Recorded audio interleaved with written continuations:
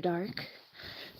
Tonight we're going to be reading one of my favorite books. So I've been waiting for a while to do this stream. I kept kind of forgetting about it. I wanted to do it and then kind of forgot about it. And now I was home tonight after running errands out of the house most of the day, and I wanted to just relax and read a little bit, and people wanted me to go live, so I said, you know what, I will go live, but we'll do the reading stream that I wanted to do. Get my tripod on here. So yes, we will tonight be reading. Let me just set up my tripod so that it doesn't fall off the couch, and I have my light. Get all set up here. It's hard to see with the. And I have my cozy little. We have our little audience of animal friends here. We have Looney the husky.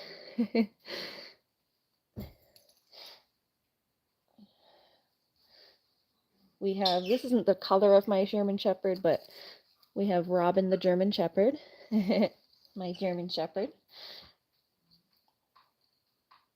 Let's get them over here.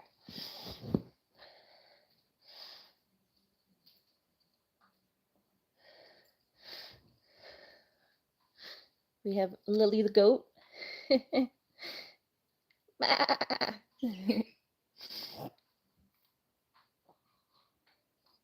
We've got Aura the husky. Waggy tail. This is a Paw Patrol, but I made it after my dog Aura. I took my dog with me to Build-A-Bear, and we made this at Build-A-Bear. So I made it as like a clone. There's actually a video on my channel called cloning my taking my dog to Build-A-Bear and cloning my dog at Build-A-Bear or something like that. So when I had my dog Aura, we made this at Build-A-Bear. So this is my clone of my service dog Aura.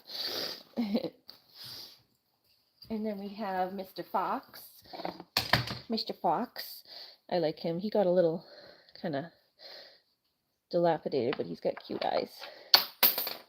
I had to clean him, and I don't know, I was able to keep him nice and soft at least, because sometimes they get pilled when you clean them. So he's still nice and soft. It took a lot to make sure he didn't get pilled, but his fur got a little kind of just like scraggly looking. So there's our little fox. Try to get them all Stratty's grabbing the camera. We have our real animals behind me. Hi. Oop. Yes, hello.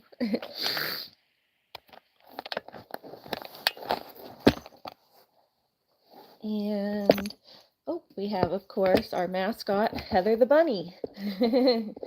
We all love Heather the bunny.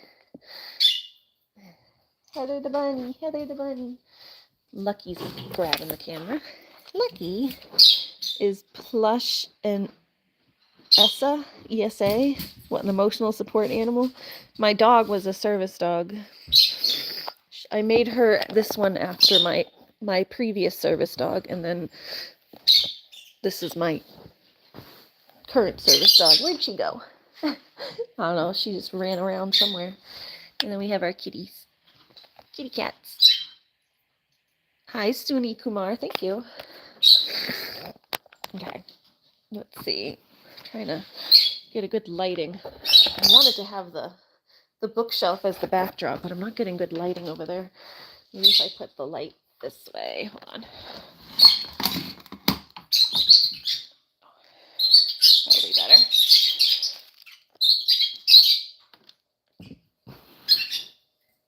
Hold on, hold on. All right, 1 second. I think if I take my phone case off, I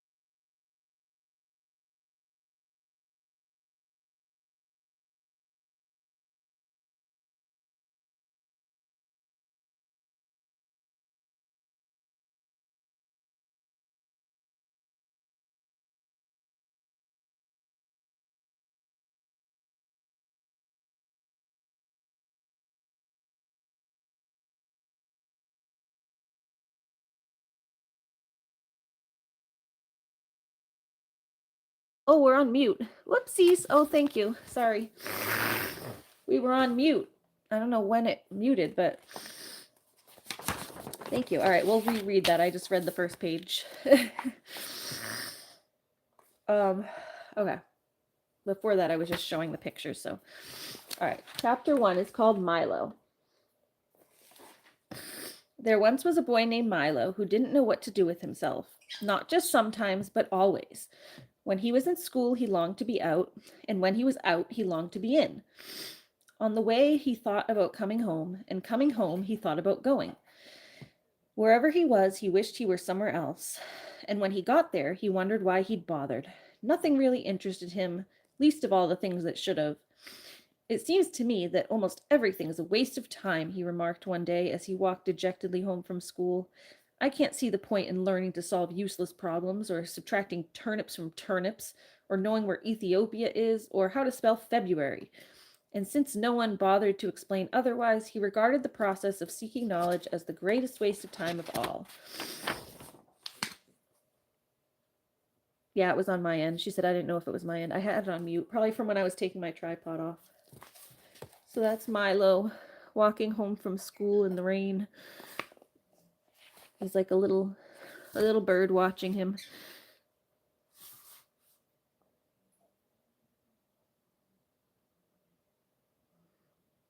Well, we got it fixed. Thank you for letting me know so I could fix it. It just must have muted when I was trying to take my tripod off. I wasn't saying that much. I was just showing the pictures before. I was showing the pictures in the beginning of the book. Oh, hold on. Fix my nose. As Milo and his unhappy thoughts hurried along, for while he was never anxious to be where he was going, he liked to get there as quickly as possible. It seemed a great wonder that the world, which was so large, could sometimes feel so small and empty. And worst of all, he continued sadly, there's nothing for me to do, nowhere I'd care to go, and hardly anything worth seeing. He punctuated this last thought with such a deep sigh that a house sparrow singing nearby stopped and rushed home to be with his family.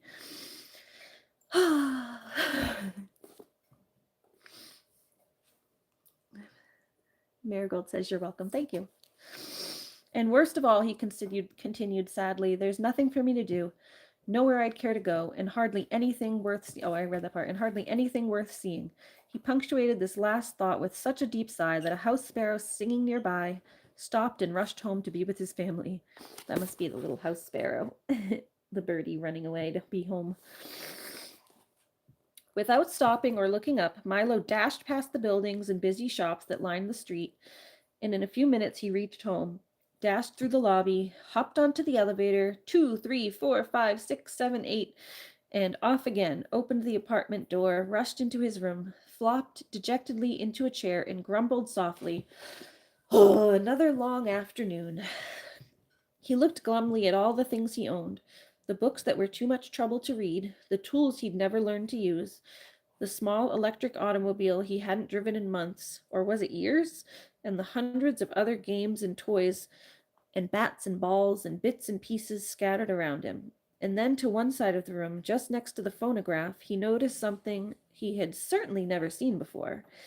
Who could possibly have left such an enormous package, and such a strange one? For while it was not quite square, it was definitely not round, and for its size it was larger than almost any other big package of smaller dimension that he'd ever seen. Attached to one side was a bright blue envelope which said simply, "For Milo, who has plenty of time." Of course, if you've ever gotten such a surprise package, you can imagine how puzzled and excited Milo was. And if you've never gotten one, pay close attention, because someday you might. I don't think it's my birthday, he puzzled, and Christmas must be months away. And I haven't been outstandingly good, or even good at all. He had to admit this even to himself. Most probably I won't like it anyway. But since I don't know where it came from, I can't possibly send it back, he thought. He thought about it for quite a while, and then opened the envelope, but just to be polite. "One genuine turnpike toll booth," it stated, and then it went on. It's all in big letters. easily assembled at home and for use by those who have never traveled in the lands beyond. Beyond what? Thought Milo as he continued to read. This package contains the following items. 1. Genuine turnpike toll booth to be erected according to directions. 3. Precautionary signs to be used in a precautionary fashion. Assorted coins for use in paying tolls. 1. Map up to date and carefully drawn by master cartographers depicting natural and man-made features. 1. Book of rules and traffic regulations which may not be bent or broken. And in smaller letters at the bottom it concluded, results are not guaranteed, but if not perfectly satisfied, your wasted time will be refunded. Following the instructions, which told him to cut here, lift there, and fold back all around, he soon had the toll booth unpacked and set up on its stand. So this is Milo getting his toll booth and setting it up.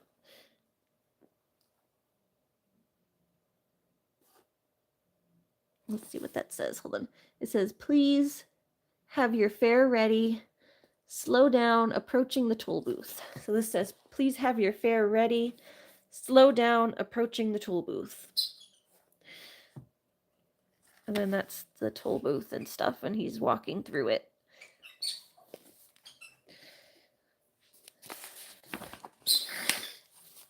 He fitted the windows in place and attached the roof, which extended out on both sides, and fastened on the coin box. It was very much like the toll booths he'd seen many times on family trips, except of course it was much smaller and purple. What a strange present, he thought to himself. The least they could have done was to send a highway with it, for it's terribly impractical without one. But since at the time there was nothing else he wanted to play with, he set up the 3 signs. Slow down, approaching toll booth. Please have your fare ready. Have your destination in mind. And slowly unfolded the map. As the announcement stated, it was a beautiful map in many colors showing principal roads, rivers, and seas, towns and cities, mountains and valleys, intersections and detours, and sites of outstanding interest, both beautiful and historic. The only trouble was that Milo had never heard of any of the places it indicated, and even the names sounded most peculiar. I don't think there really is such a country, he concluded after studying it carefully. Well, it doesn't matter anyway. And he closed his eyes and poked a finger at the map. Dictionopolis, read Milo slowly. He's pointing at the map. When he saw what his finger had chosen, oh well, I might as well go there as anywhere. He walked across the room and dusted the car off carefully. Then, taking the map and rule book with him, he hopped in and, for lack of anything better to do, he drove slowly up to the toll booth. As he deposited his coin and rolled past, he remarked wistfully, I do hope this is an interesting game. Otherwise, the afternoon will be so terribly dull. So that's Milo getting in his car to drive up to his little toll booth. And we are on chapter 2. Oh, sorry, my eyes are bothering me.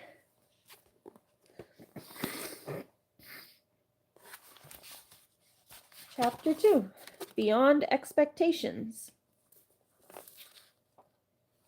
So that's Milo in his little car, starting to drive through and seeing the land around him.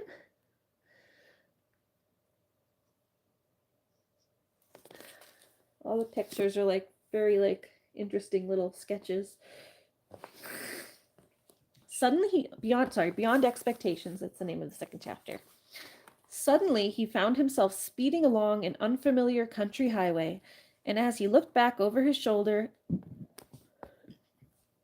neither the toll booth nor his room, nor even the house was anywhere in sight.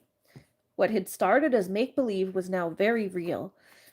What a strange thing to have happened, he thought, just as you must be thinking right now. This game is much more serious than I thought, for here I am riding on a road I've never seen, going to a place I've never heard of, and all because of a toll booth, which came from nowhere. I'm certainly glad that it's a nice day for a trip, he concluded hopefully, for at the moment this was the one thing he definitely knew. The sun sparkled, the sky was clear, and all the colors he saw seemed to be richer and brighter than he could ever remember. The flowers shone as if they'd been cleaned and polished, and the tall trees that lined the road shimmered in a silvery green. "Welcome to Expectations," said a carefully lettered sign on a small house at the side of the road. "Information, predictions, and advice cheerfully offered. Park here and blow the horn." All the signs and stuff are all written in bold letters. Animal Lover says, "Is Milo a safe driver like you?" I don't know. We'll have to find out. No, there's no way I'm going to read the whole book. We'll read a few chapters. It's a big book. I don't think we'll get through the whole thing tonight. We'll do maybe 4 or 5 chapters. Forget how long the chapters are, so we could maybe read maybe this much. Okay, where am I? Okay, information, predictions, and advice cheerfully offered. Park here and blow horn. With the first sound from the horn, a little man in a long coat came rushing from the house, speaking as fast as he could and repeating everything several times. Like you, honey. Repeating everything. My, welcome, welcome, welcome, welcome to the land of expectations, to the land of expectations, to the land of expectations. We don't get many travelers these days. We certainly don't get many travelers these days. Now, what can I do for you? I'm the weatherman. So this is the weatherman. He's a silly little man with a balloon. I like the weatherman. My. Welcome, welcome, welcome. "Is this the right road for Dictionopolis?" asked Milo, a little bowled over by the effusive greeting. Well now, he began. "I don't know of any wrong road to Dictionopolis. So if this road goes to Dictionopolis at all, it must be the right road. And if it doesn't, it must be the right road to somewhere." To somewhere else, because there are no wrong roads to anywhere. Do you think it will rain? "I thought you were the weatherman," said Milo, very confused. "Oh no," said the little man. "I'm the weatherman, not the weatherman." It's weather with an H. See, he's the WHETHER man, like whether or not. He's the weatherman, like whether or not, instead of the weatherman, the weather outside. Hi, James. That's what I like this book. It has a lot of word play, so it'll play on words and how different words are spelled and stuff. So he says, "I'm the weatherman, not the weatherman. For after all, it's more important to know whether there will be weather than what the weather will be." And with that, he released a dozen balloons that sailed off into the sky. "Must see which way the wind is blowing," he said, chuckling over his little joke and watching them disappear in all directions. "What kind of a place is Expectations?" inquired Milo, unable to see the humor and feeling very doubtful of the little man's sanity. Good question, he exclaimed. "Expectations is the place you must always go before you get to where you're going. Of course, some people never go beyond expectations, but my job is to hurry them along whether they like it or not. Now, what else can I do for you?" And before Milo could reply, he rushed into the house and reappeared a moment later with a new coat and an umbrella. "I think I can find my own way," said Milo, not at all sure that he could. But since he didn't understand the little man at all, he decided that he might as well move on, at least until he met someone whose sentences didn't always sound as if they would make as much sense backwards as forwards. "Splendid, splendid, splendid," exclaimed the weatherman. "Whether or not you find your own way, you're bound to find some way, and if you happen to find my way, please return it, as it was lost years ago. I imagine by now it's quite rusty." "You did say it was going to rain, didn't you?" And with that, he opened his umbrella and looked up nervously. I'm glad you made your own decision. I do so hate to make up my mind about anything, whether it's good or bad, up or down, in or out, rain or shine. Expect everything, I always say, and the unexpected never happens.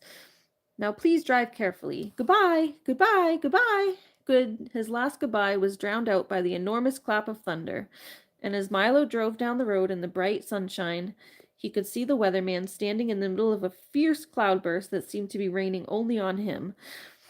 The road dipped now into a... Sorry, making sure there's no more pictures.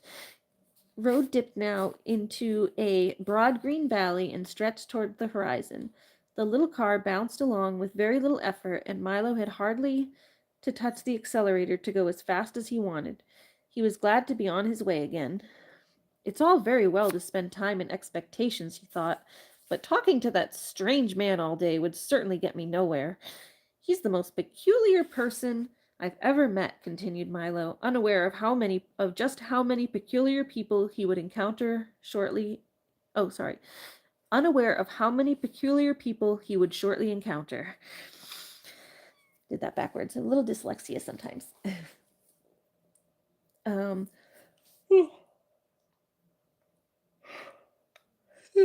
As he drove along the peaceful highway, he soon fell to daydreaming and paid less and less attention to where he was going.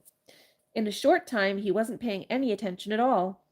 See, I guess Milo's not a good driver because he's not paying very much attention to the road. In a short time, he wasn't paying any attention at all, and that is why, at a fork in the road, when a sign pointed to the left, Milo went to the right. Uh-oh, Milo's going the wrong way.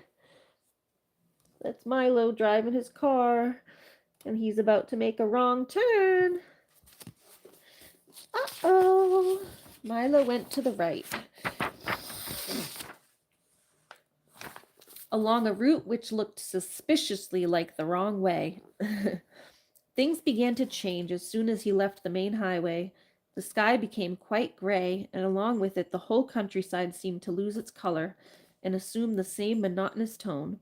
Everything was quiet, and even the air hung heavily. The birds sang only gray songs, and the road wound back and forth in an endless series of climbing curves. Mile after mile after mile after mile he drove, and now gradually the car went slower and slower until it was hardly moving at all. Stratus is saying hi. Looney was on the couch. I don't know where she went. Oh, she's behind the couch. How's Looney and Lucky? Yeah, the animals are right here. Animal break. One sec. Here's your buddy. And then the cat's meowing at me. Yawns from the kitty.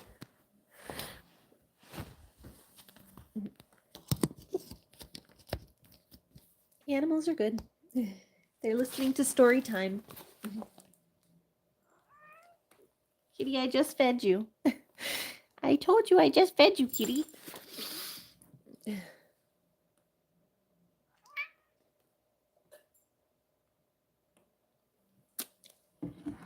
Wet my mouth a little bit.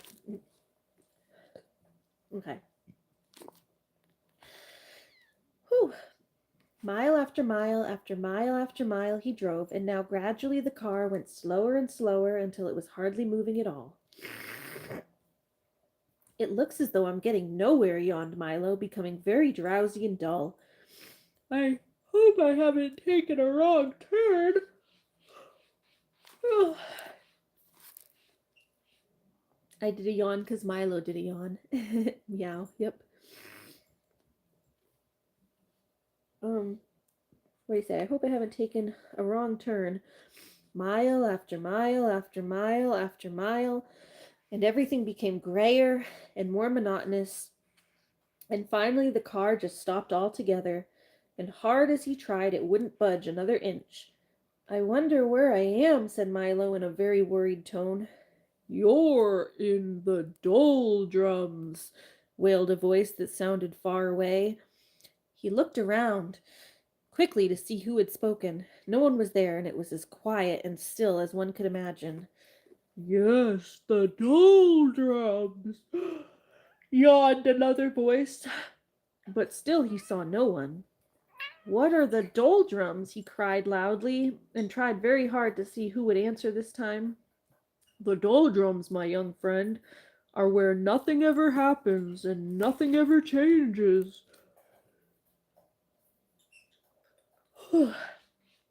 They make a me yawn.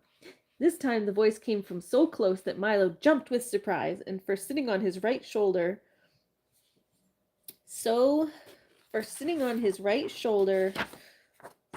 lightly that he hardly noticed, was a small creature exactly the color of his shirt.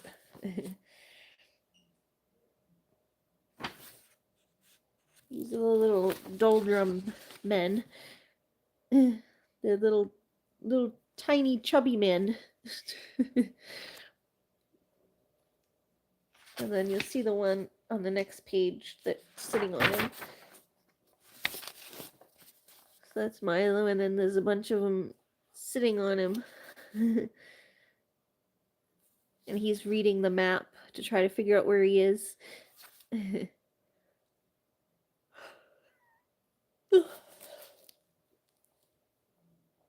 Was a small creature exactly the color of his shirt. "Allow me to introduce all of us," said the creature went on. "We are the Lethargarians at your service." Milo looked around and for the first time noticed dozens of them, sitting on the car, standing in the road, and lying all over the trees and bushes. They were very difficult to see, because whatever they happened to be sitting on or near was exactly the color they happened to be. Each one looked very much like the other, except for the color, of course, and some looked even more like each other than they did like themselves. "I'm very pleased to meet you," said Milo, not sure whether or not he was pleased at all. "I think I'm lost. Can you help me, please?" "Don't say think," said one sitting on his shoe, for the one on his shoulder had fallen asleep. "It's against the law," and he yawned and fell off to sleep too. "No one's allowed to think in the doldrums," continued a third, beginning to doze off. And as each one spoke, he fell off to sleep, and another one picked up the conversation with hardly any interruption. "Don't you have a rule book? It's the local ordinance 175389J. Hey, butterfly.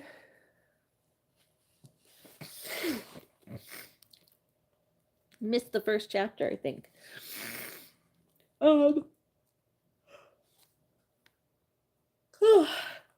Milo quickly pulled the rule book from his pocket and opened to the page and read Ordinance 175389J. "It shall be unlawful, illegal, and unethical to think of thinking, surmise, presume, reason, meditate, or speculate while in the doldrums. Anyone breaking this law shall be severely punished." "That's a ridiculous law," said Milo quite indignantly. "Everybody thinks." "We don't," shouted the Lethargarians all at once. "And most of the time you don't," said a yellow one sitting in a daffodil. "That's why you're here. You weren't thinking, and you weren't paying attention either. People who don't pay attention often get stuck in the doldrums." And with that he toppled out of the flower and fell snoring into the grass. Milo couldn't help laughing at the little creature's strange behavior, even though he knew it might be rude. "Stop that at once," ordered the plaid one clinging to his stocking. "Laughing is against the law. Don't you have a rule book? It's local ordinance 574381W. Opening the book again, Milo found ordinance 574381W. "In the doldrums, laughter is frowned upon, and smiling is permitted only on alternate Thursdays. Violators shall be dealt with most harshly." "Well, if you can't laugh or think, what can you do?" asked Milo. "Anything, as long as it's nothing, and everything as long as it isn't anything," explained the other. "There's lots to do. We have a very busy schedule. At 8 o'clock we get up, and then we spend from 8 to 9 daydreaming. From 9 to 9:30 we take our early mid-morning nap. From 9:30 to 10:30 we dawdle and delay. From 10:30 to 11:30 we take our late early morning nap. From 11:30 to 12 we bide our time and then eat lunch. From 1 to 2 we linger and loiter. From 2 to 3 we take our early afternoon nap. From 2:30 to 3:30 we put off for tomorrow what we could have done today. From 3:30 to 4 we take our early late afternoon nap. From 4 to 5, we loaf and lounge until dinner. From 6 to 7, we dilly-dally. From 7 to 8, we take our early evening nap. And then for an hour before we go to bed at 9, we waste time. As you can see, that leaves almost no time for brooding, lagging, plotting, or procrastinating. And if we stop to think or laugh, we'd never get anything done. I love this book.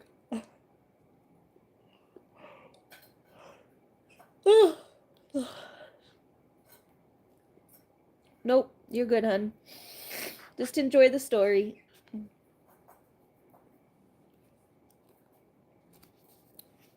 You mean you never get anything done, corrected? Oh, we never get nothing done. We never get, sorry. As you can see, that leaves almost no time for brooding, lagging, plotting, or procrastinating, and if we stop to think or laugh, we never get nothing done. You mean you'd never get anything done, corrected Milo. We don't want to get anything done, snapped another angrily. We want to get nothing done, and we can do that without your help. You see, continued another in a more conciliatory tone, it's really quite strenuous doing nothing all day, so once a week we take a holiday and go nowhere, which was just where we were going when you came along. Would you care to join us? I might as well, thought Milo. That's where I seem to be going anyway. Tell me, he yawned, for he felt ready for a nap now himself. Does everyone here do nothing? Everyone but that terrible watchdog, said two of them, shuddering in chorus. He's always sniffing around to see that nobody wastes time. A most unpleasant character. The watchdog? Said Milo quizzically. The watchdog, shouted another, fainting from fright, racing down the road, barking furiously, and kicking up a great cloud of dust, was the very dog of whom they had been speaking. It's the watchdog. I love the watchdog. He has a watch on him. See he's got a watch. He's a watchdog. And he's chasing Milo.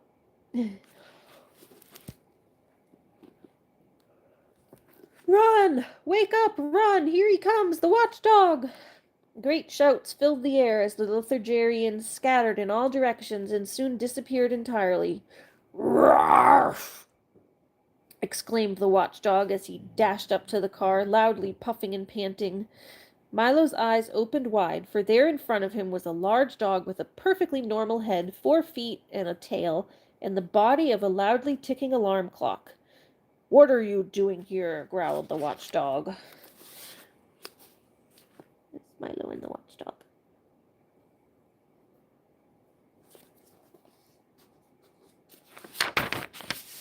Just killing time, replied Milo apologetically. You see, killing time, roared the dog, so furiously that his alarm went off. It's bad enough wasting time without killing it. And then he shuddered at the thought. Why are you in the doldrums anyway? Don't you have anywhere to go? I was on my way to Dictionopolis when I got stuck here, explained Milo. Can you help me? Help you? You must help yourself, the dog replied, carefully winding himself with his left hind leg. I suppose you know why you got stuck?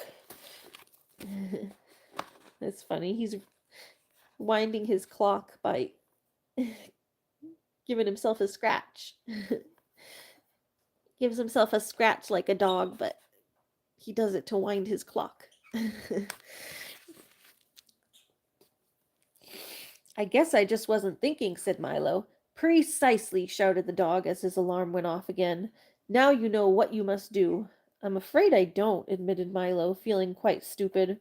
Well, continued the watchdog impatiently, since you got here by not thinking, it seems reasonable to expect that in order to get out you must start thinking. And with that he hopped into the car. Do you mind if I get in? I love automobile rides. He's like a doggy. He loves rides in the car. Milo began to think as hard as he could, which was very difficult since he wasn't used to it.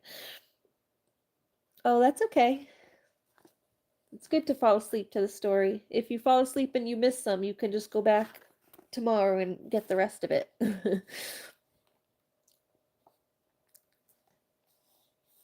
Let's see. Milo began to think as hard as he could, which was very difficult since he wasn't used to it. He thought of birds that swim and fish that fly. He thought of yesterday's lunch and tomorrow's dinner. He thought of words that began with J and numbers that end in 3, and as he thought, the wheels began to turn. "We're moving! We're moving!" he shouted happily. "Keep thinking," scolded the watchdog. Which book we are reading? The Phantom Tollbooth. So James asked what book we're reading. It's called The Phantom Tollbooth. "So keep thinking," scolded the watchdog. The little car started to go faster and faster as Milo's brain whirled with activity, and down the road they went. In a few moments they were out of the doldrums and back on the main highway. All the colors had returned to their original brightness, and as they raced along the road, Milo continued to think of all sorts of things, of the many detours and wrong turns that were so easy to take, of how fine it was to be moving along, and most of all, of how much could be accomplished with just a little thought. And the dog, his nose in the wind, just sat back, watchfully ticking. Yeah, it's a good book. Chapter 3 is Welcome to Dictionopolis. So they're getting where they're going. "You must excuse my gruff conduct," the watchdog said, after they'd been driving for some time. "But you see, it's traditional for watchdogs to be ferocious." Milo was so relieved at having escaped the doldrums that he assured the dog that he bore him no ill will, and in fact he was very grateful for the assistance. "Splendid!" shouted the watchdog. "I'm very pleased. I'm sure we'll be great friends for the rest of the trip. You may call me Talk." "That's a strange name for a dog who goes tick, tick, tick, tick, tick all day," said Milo. "Why didn't they call you—" "Don't say it!" gasped the dog, and Milo could see a tear well up in his eye. "I didn't mean to hurt your feelings," said Milo, not meaning to hurt his feelings. "That's all right," said the dog, getting a hold of himself. "It's an old story, and a sad one, but I can tell it to you now. When my brother was born, the first pup in the family, my parents were overjoyed and immediately named him Tick in expectation of the sound they were sure he'd make. On first winding him, they discovered, to their horror, that instead of going tick, tick, tick, tick, tick, he went tock, tock, tock, tock, tock, tock, tock. They rushed to the Hall of Records to change the name, but too late. It had already been inscribed, and nothing could be done. When I arrived, they were determined not to make the same mistake twice, and since it seemed logical that all their children would make the same sound, they named me Talk. Of course, you know the rest. My brother is called Tick because he goes tock, tock, tock, tock, tock, tock, tock, and I am called Talk because I go tick, tick, tick, tick, tick, tick, tick. And both of us are forever burdened with the wrong names. My parents were so overwrought that they gave up having any more children and devoted their lives to doing good work among the poor and hungry. "But how did you become a watchdog?" interjected Milo, hoping to change the subject, as Talk was sobbing quite loudly now. "That," he said, rubbing a paw in his eye, "is also traditional. My family have always been watchdogs, from father to son, almost since time began." Hi. Kitty. Kitty. Can you go sit with us?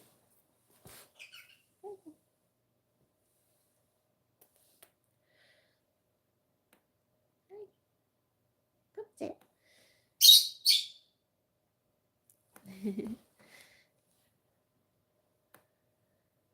Kitty. Go ahead, you can sit. Oh, we have Stratty. That's my tissue Stratty. Kitty cat. Guess we have a Stratus wants story times. Stratty likes the story time. Let me move this back a little bit so you can see Stratty better.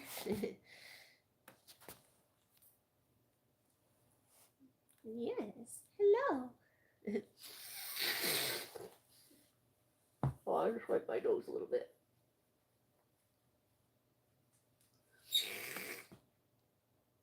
Hello. You with the fox?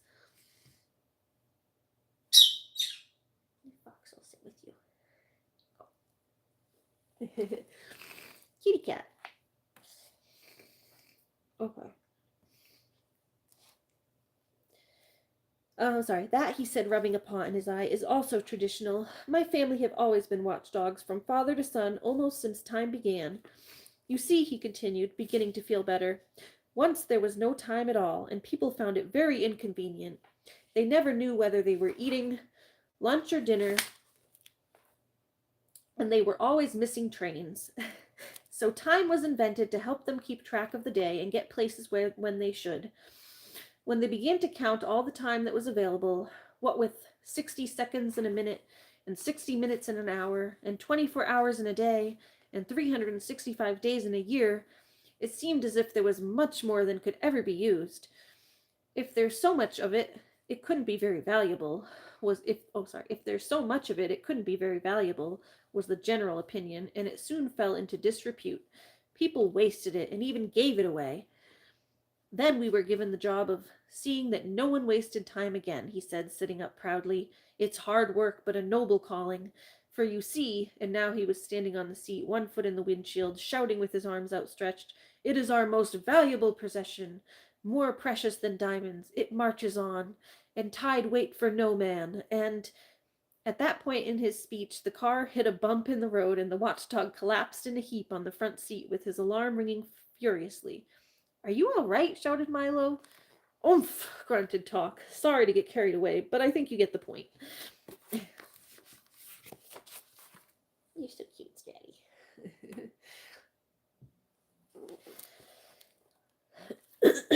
As they drove along, Talk continued to explain the importance of time, quoting the old philosophers and poets, and illustrating each point with gestures that brought him perilously close to tumbling headlong from the speeding automobile. Before long, they saw in the distance the towers and flags of Dictionopolis, sparkling in the sunshine. It's the kingdom of Dictionopolis. And where's the car? There's the car. And they're coming towards Dictionopolis.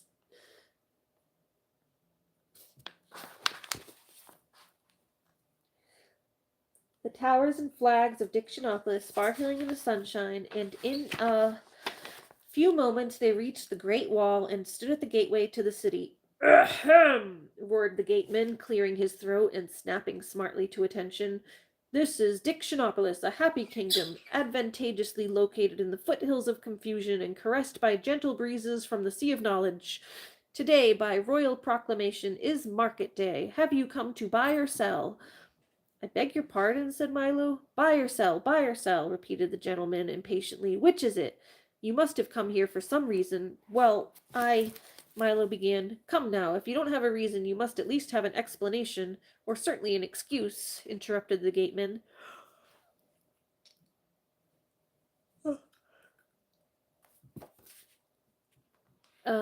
Milo shook his head.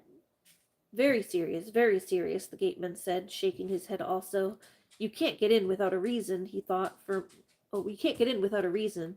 He thought for a moment and then continued, Wait a minute, maybe I have an old one you can use. He took a battered suitcase from the gatehouse and began to rummage busily through it, mumbling to himself, No, this won't do. No, this is fine, he cried triumphantly, holding up a small medallion on a chain. He dusted it off and engraved on one side were the words, Why not? That's a good reason for almost anything. A bit used, perhaps, but still quite serviceable. And with that, he placed it around Milo's neck, pushed back the heavy iron gate, bowed low, and motioned them into the city. I wonder what the market will be like, thought Milo, as they drove through the gate. But before there was a time for an answer, they had driven into an immense square, crowded with long lines of stalls, heaped with merchandise, and decorated in gay-colored bunting. Overhead, a large banner proclaimed, Welcome to the Word Market. And from across the square, 5 very tall, thin gentlemen, regally dressed in silk and satin, plumed hats and buckled shoes, rushed up to the car, stopped short, mopped 5 brows, caught 5 breaths, unrolled 5 parchments, and began talking in turn. Greetings, salutations, welcome, good afternoon, hello. Those are all like the 5 different people. Each one says something. Milo nodded his head and they went on, reading from their scrolls. By order of Zaz, the Unabridged, King of Dictionopolis, Monarch of Letters, Emperor of Phrases, Sentences, and Miscellaneous Figures of Speech, we offer you the hospitality of our kingdom, country, nation, state, commonwealth, realm, empire, palatinate, principality. Do all those words mean the same thing? Gasped Milo. Of course, certainly, precisely, exactly. Yes, they replied in order.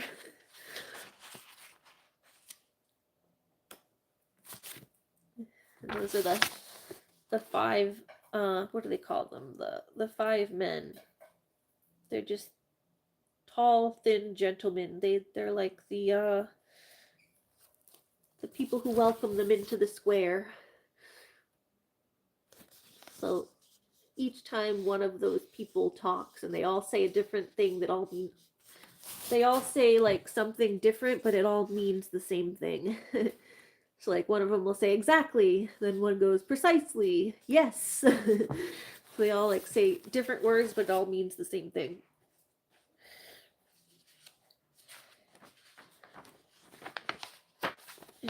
They use synonyms.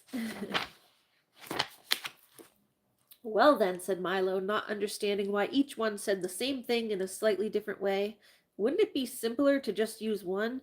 It would certainly make more sense. Nonsense. Ridiculous. Fantastic. Absurd. Bosh. They chorused again and continued. We're not interested in making sense. It's not our job, scolded the first.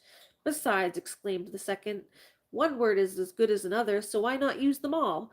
Then you don't have to choose which one is right, advised the third. Besides, said the fourth, if one is right, then 10 are 10 times as right. Obviously, you don't know who we are, sneered the fifth, and they presented themselves one by one as the Duke of Definition, the Minister of Meaning, the Earl of Essence, the Count of Connotation, the Undersecretary of Understanding. Milo acknowledged the introduction, and as talk growled softly, the minister explained, we are the king's advisors, or, in more formal terms, his cabinet. There's one of the king's advisors. Those tall, thin men who say all the different words. Cabinet, recited the Duke. 1. A small private room or closet, case with drawers, etc., for keeping valuables or displaying curiosities. 2. A council room for chief ministers of state. 3. A body of official advisors to the chief executive of a nation. You see, continued the minister, bowing thankfully to the Duke, Dictionopolis is the place where all the words in the world come from. They're grown right here in our orchards. I didn't know that words grew on trees, said Milo timidly. Where do you think they grow? Shouted the Earl irritably. A small crowd began to gather to see the little boy who didn't know that letters grew on trees. I didn't know they grew at all, admitted Milo, even more timidly. Several people shook their heads sadly. Well, money doesn't grow on trees, does it? Demanded the Count. I've heard not, said Milo. Then something must. Why not words? Exclaimed the Undersecretary triumphantly. The crowd cheered his display of logic and continued about his business. To continue, continued the minister impatiently, once a week, by royal proclamation, the word market is held here in the great square, and people come from everywhere to buy the words they need or trade in the ones they haven't used. Our job, said the Count, is to see that all the words sold are proper ones, for it wouldn't do to sell someone a word that had no meaning or didn't exist at all. For instance, if you bought a word like where would you use it? It's spelled Ghlbtsk, jabulst. If you bought a word like jabulst, where would you use it?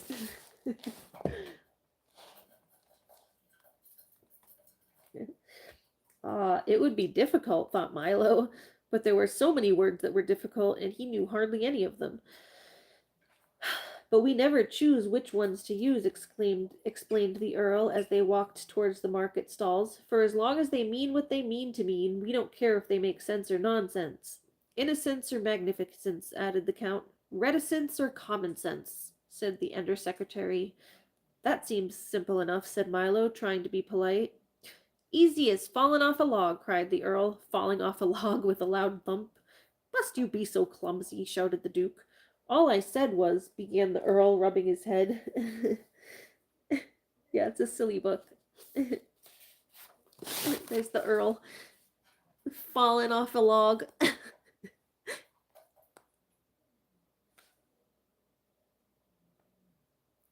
He fell off a log.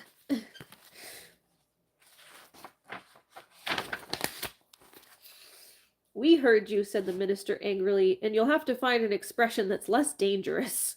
The Earl dusted himself off as the others snickered audibly. You see, cautioned the Count, you must pick your words very carefully and be sure to say just what you intend to say. And now we must leave to make preparations for the royal banquet. You'll be there, of course, said the minister, but before Milo had a chance to say anything, they were rushing off across the square as fast as they had come. Enjoy yourself in the market, shouted back the undersecretary. Market, recited the Duke, an open space or covered building in which... And that was the last Milo heard as they disappeared into the crowd. I never knew words could be so confusing, Milo said to Talk as he bent down to scratch the dog's ear. Only when you use a lot to say a little, answered Talk. Milo thought this was quite the wisest thing he'd heard all day. Come, he shouted, let's see the market. It looks very exciting. There's so many good little things you can quote from this book. Like words are only confusing when you use a lot to say a little. There's a lot of little things like that in here, like little token words of wisdom. All right, number 4, confusion in the marketplace. Indeed it was, for as they approached, Milo could see crowds of people pushing and shouting their way among the stalls, buying and selling, trading and bargaining. Huge wooden-wheeled carts streamed into the market square from the orchards. Where's Stratty go? Oh, he's behind me. Here he is. I was wondering where you went. Here you are. Good boy. Just making sure you're still there, Stratty.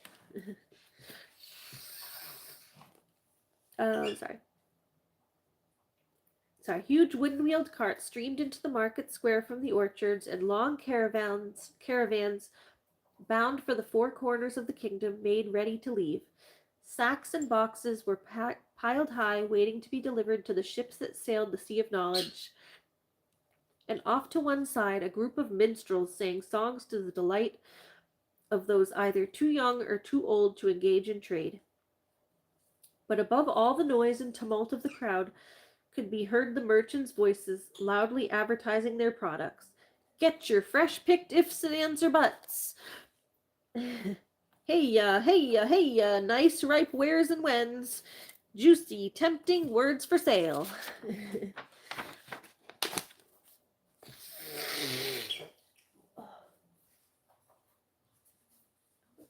My nose.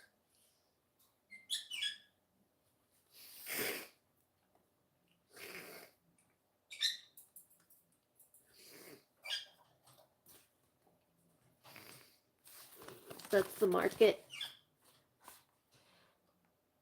You can see Milo there. Where is he? It's Milo there in the middle of the market.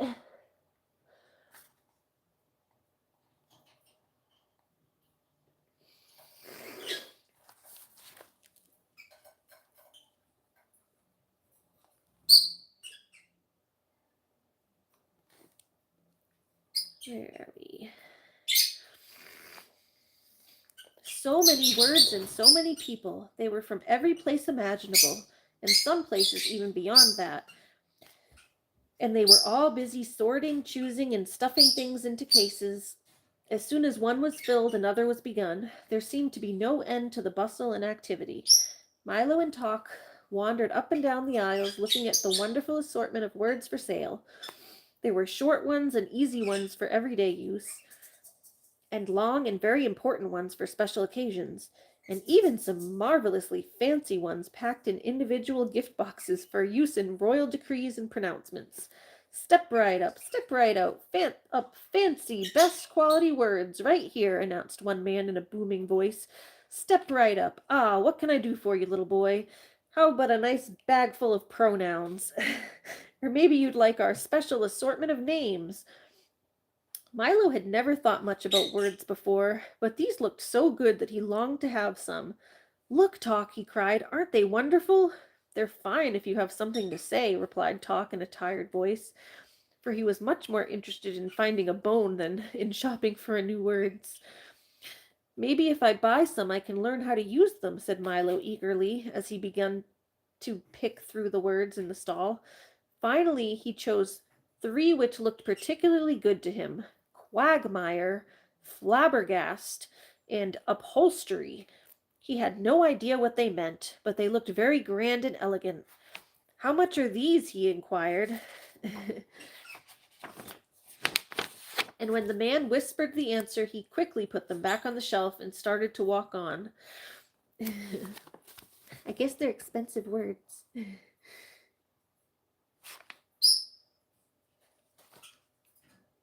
He's got a bee in his hand.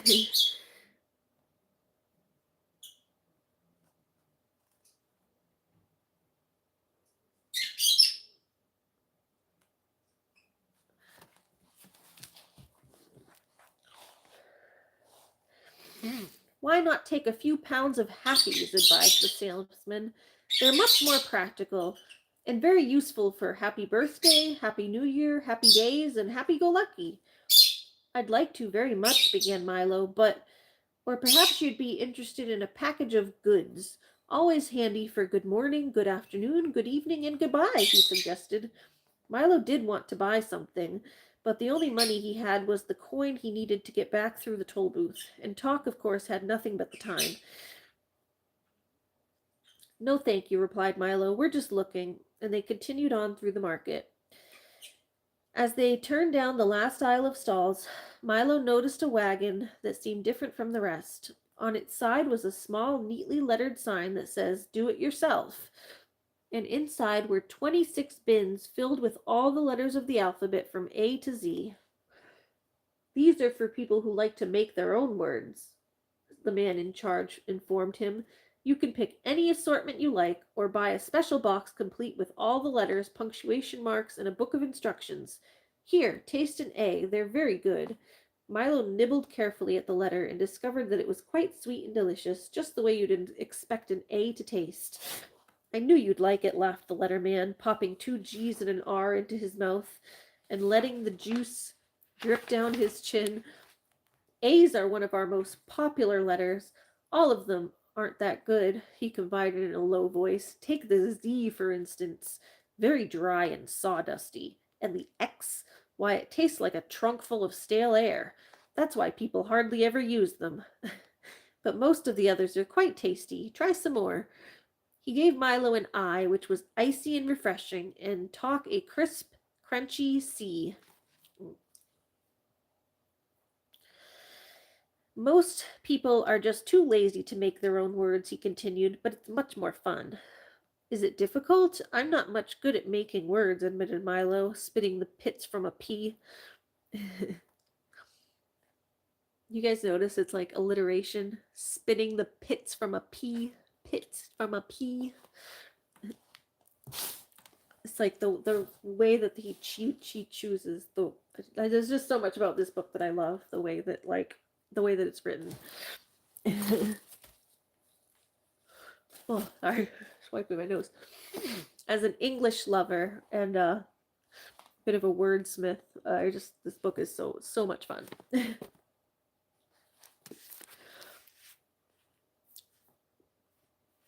Okay, let's see. Perhaps I can be of some assistance. ASSISTANSC, so TANCE, buzzed the unfamiliar voice, and when Milo looked up, he saw an enormous bee, at least twice his size, sitting on top of the wagon. I am the spelling bee, announced the spelling bee. Don't be alarmed. ALARMED. Talk ducked under the wagon, and Milo, who was not overly fond of normal-sized bees, began to back away slowly. I can spell anything. Anything, he boasted, testing his wings. Try me, try me. Can you spell goodbye? Suggested Milo as he continued to back away. Can you spell goodbye? The bee gently lifted himself into the air and circled lazily over Milo's head. Perhaps, Perhaps, you are under the misapprehension, Misapprension, that I am dangerous, he said, turning a smart loop to the left. Is the spelling bee, giant spelling bee. No one's been mad at you, hun. Kendall Gray is? No, I do not. I do not know who that is.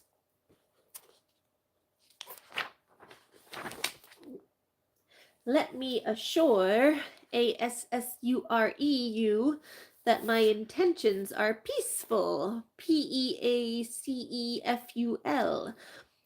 And with that, he settled back on top of the wagon and fanned himself with one wing. Now, he panted, think of the most difficult word you can, and I'll spell it. Hurry up, hurry up. And he jumped up and down impatiently. He looks friendly enough, thought Milo, not sure just how friendly a friendly bumblebee should be, and tried to think of a very difficult word. Spell vegetable, he suggested, for it was one that always troubled him at school. That is a difficult one, said the bee, winking at the letter man. Let me see now.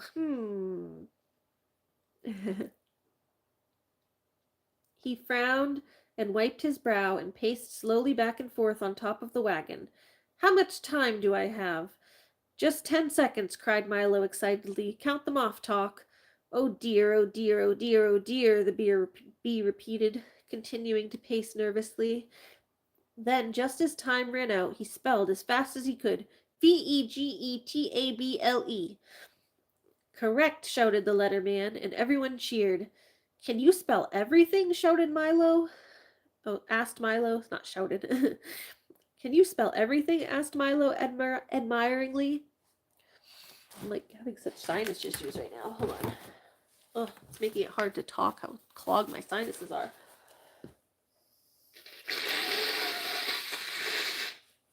Can't even blow it.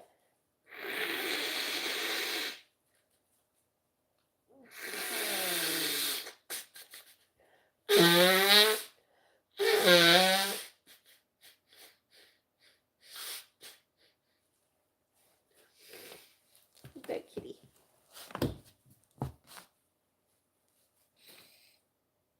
Yeah. It's a little better.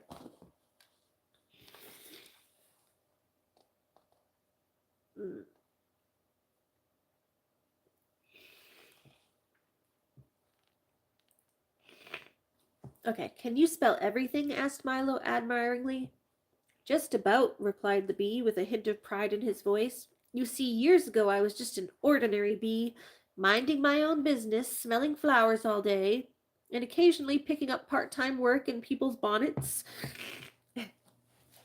Then one day I realized that I'd never amount to anything without an education, and being naturally adept at spelling, I decided that Balderdash, shouted a booming voice, and from around the wagon stepped a large beetle-like insect dressed in a lavish coat, striped pants, checked vest, spats, and a derby hat. Let me repeat, Balderdash, he shouted again, swinging his cane and clicking his heels in midair. Come now, don't be ill-mannered. Isn't someone going to introduce me to the little boy? This, said the bee with complete disdain, is the humbug, a very dislikable fellow. That's the humbug. Yeah, kitty bath time. Kitty cat was giving himself a bath. Were you giving yourself a bath? You're a sweet boy.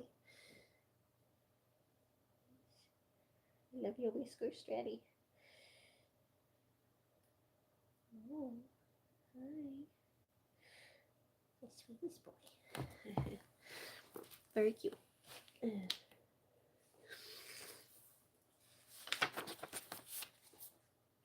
I got dry eye and I can't find my eye drops. Nonsense! Everyone loves a humbug, shouted the humbug. As I was saying to the king just the other day. You've never met the king, accused the bee angrily. Then, turning to Milo, he said, Don't believe a word this old fraud says. Bosh, replied the humbug. We're an old and noble family, honorable to the core. Insecticus humbugium, if I may use the Latin. Why, we fought in the Crusades with Richard the Lionheart, crossed the Atlantic with Columbus, blazed trails with the pioneers, and today many members of the family hold prominent government positions throughout the world. History is full of humbugs. A very pretty speech, Speech, sneered the bee. Now, why don't you go away? I was just advising the lad of the importance of proper spelling. Bah, said the bug, putting an arm around Milo. As soon as you learn to spell one word, they ask you to spell another. You can never catch up, so why bother? Take my advice, my boy, and forget about it. As my great-great-grandfather George Washington humbug used to say. You, sir, shouted the bee very excitedly, are an impostor. Impostor, who can't even spell his own name. A slavish concern for the composition of words is the sign of a bankrupt intellect, roared the humbug, waving his cane furiously. Milo didn't have any idea what this meant, but he's a handsome kitty cat man. Yes, he is. He's very cute. And very sweet to come sit with me. He wants story time with all his animal friends. Kitty cat wants story time. Did kitty cat want story time? Yeah. Kitty cat wanted story time. Kitty cat wanted story time. With Heather the bunny. Got Heather the bunny. Heather the bunny. Sit with us, Heather the bunny.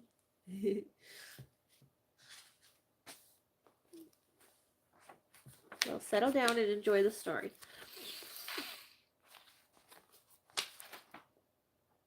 Okay, Milo didn't have any idea what this meant, but it seemed to infuriate the spelling bee, who flew down and knocked off the humbug's hat with his wing. Okay, that was the humbug taking Milo under his shoulder.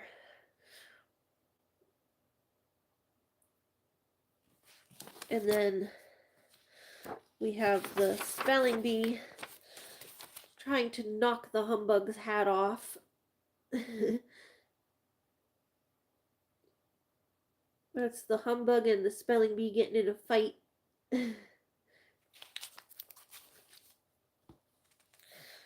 Be careful, shouted Milo as the bug swung his cane again, catching the bee on the foot and knocking over the box of W's. My foot, shouted the bee. My hat, shouted the bug, and the fight was on. The spelling bee buzzed dangerously in and out of range of the humbug's wildly swinging cane as they menaced and threatened each other, and the crowd stepped back out of danger. There must be some other way to, began Milo, and then he yelled, Watch out! But it was too late. There was a tremendous crash as the humbug, in his great fury, tripped into one of the stalls, knocking it into another, then another, and then another, and then another, until every stall in the marketplace had been upset, and the words lay scrambled in great confusion all over the square. The bee, who had tangled himself in some bunting, toppled to the ground, knocking Milo over on top of him, and he lay there shouting, Help! Help! There's a little boy on me!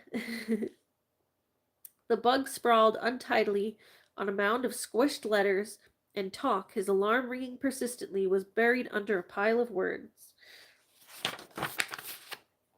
My favorite character is Talk. I like the dog. Done what you've looked, angrily shouted one of the salesmen. He meant to say, "Look what you've done," but the words had gotten so hopelessly mixed up that no one could make any sense at all. "Do going to what we are," complained another, as everyone set about straightening things up as well as they could. I think that was supposed to be, "What are we going to do?" But he says all the words are backwards now because they're all talking backwards because the words are all jumbled. Sorry, this chapter is called Short Shrift. It's a new chapter. Chapter 5 is Short Shrift. "Done what you've looked," angrily shouted one of the salesmen. He meant to say, "Look what you've done," but the words had gotten so hopelessly mixed up that no one could make any sense at all. "Do going to what we are," complained another, as everyone set about straightening things up as well as they could. That's what are we going to do? For several minutes no one spoke an understandable sentence, which added greatly to the confusion. As soon as possible, however, the stalls were righted and the words swept into one large pile for sorting. The spelling bee, who was quite upset by the whole affair, had flown off in a huff. And just as Milo got to his feet, the entire police force of Dictionopolis appeared, loudly blowing his whistle.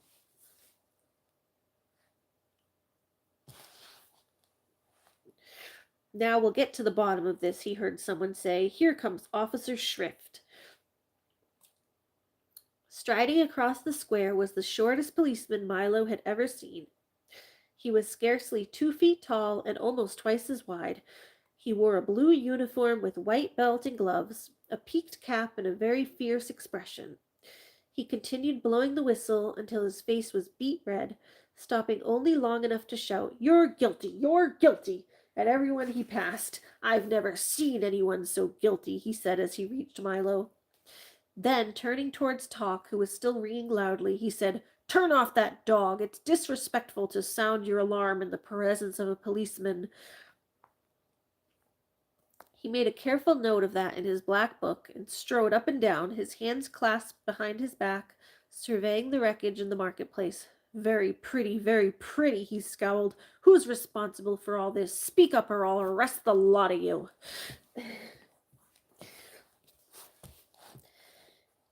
There was a long silence. Since hardly anybody had actually seen what had happened, no one spoke.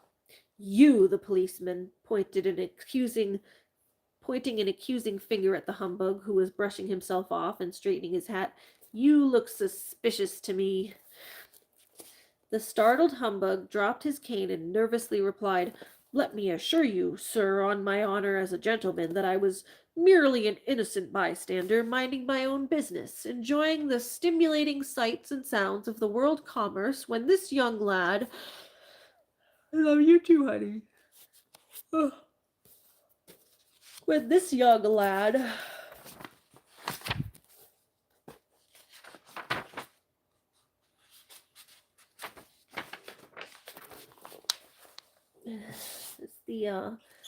It's Milo and Talk.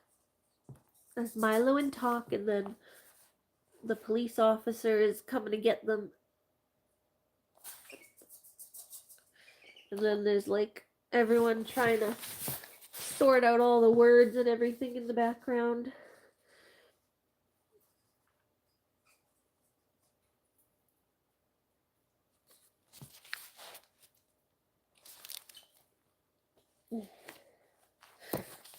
It's a short police officer. He's very short. Very short. Let me make sure all my messages are on. Okay, yeah, so the bah humbug said, "I was merely an innocent bystander, minding my own business, blah, blah, blah, when this young lad—" And then the cop interrupts. "Aha!" interrupted Officer Shrift, making another note in his little book. "Just as I thought. Boys are the cause of everything." "Pardon me," insisted the humbug, "but I in no way meant to imply that—" "Silence!" thundered the policeman, pulling himself up to full height and glaring menacingly at the terrified bug. "And now," he continued, speaking to Milo, "where were you on the night of July 27th? "What does that have to do with it?" asked Milo. "It's my birthday, that's what," said the policeman as he entered "Forgot my birthday" in his little book. Boys always forget other people's birthdays. You have committed the following crimes, he continued, having a dog with an unauthorized alarm, sowing confusion, upsetting the apple cart, wreaking havoc, and mincing words. Now see here, growled Talk angrily, and illegal barking, he added, frowning at the watchdog. It's against the law to bark without using the barking meter. Are you ready to be sent barking meter? Are you ready to be sentenced? Only a judge can sentence you, said Milo, who remembered reading that in one of his school books. Good point, replied the policeman, taking off his cap and putting on a long black robe. I am also the judge. The policeman took off his cap and puts on a judge robe. I'm also the judge. Now, would you like a long or a short sentence? A short one, if you please, said Milo. Good, said the judge, rapping his gavel 3 times. I always have trouble remembering the long ones. How about I am? That's the shortest sentence I know. Everyone agreed that it was a very fair sentence, and the judge continued, there will also be a small additional penalty of 6 million years in prison. Case closed. He pronounced, rapping his gavel again. Come with me, I'll take you to the dungeon. Only a jailer can put you in prison, offered Milo, quoting the same book. Good point, said the judge, removing his robe and taking out a large bunch of keys. I am also the jailer. And with that he led them away. Keep your chin up, shouted the humbug. Maybe they'll take 1,000,000 years off for good behavior. The heavy prison door swung back slowly, and Milo and Talk followed Officer Shrift down a long dark corridor, lit by only an occasional flickering candle. Watch the steps, advised the policeman as they started down a steep circular staircase. The air was dank and musty, like the smell of wet blankets, and the massive stone walls were slimy to the touch. Down and down they went until they arrived at another door, even heavier and stronger looking than the first. A cobweb brushed across Milo's face, and he shuddered.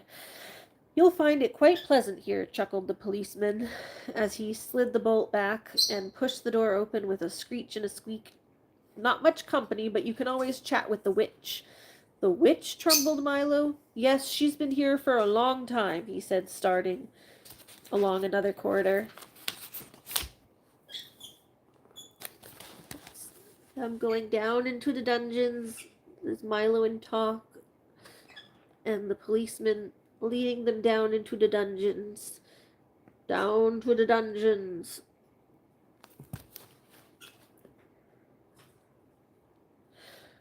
In a few more minutes, they had gone through 3 other doors, across a narrow footbridge, down 2 more corridors and another stairway, and stood finally in front of a small cell door. This is it, said the policeman, all the comforts of home. The door opened and then shut, and Milo and Talk found themselves in a high, vaulted cell with 2 tiny windows halfway up on the wall. See you in 6 million years, said Officer Shrift, and the sound of his footsteps grew fainter and fainter until it wasn't heard at all. It looks serious, doesn't it, Talk, said Milo, very sadly. It certainly does, the dog replied, sniffing around to see what their new quarters were like. I don't know what we're going to do for all that time. We don't even have a checker set or a box of crayons. Don't worry, growled Talk, raising one paw assuredly. Something will turn up. Here, wind me, will you please? I'm beginning to run down.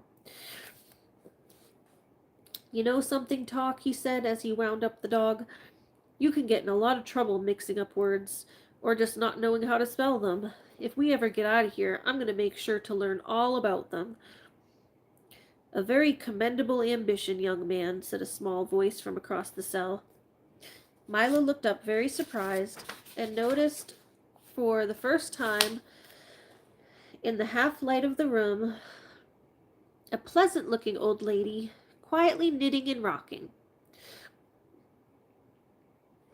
Thanks.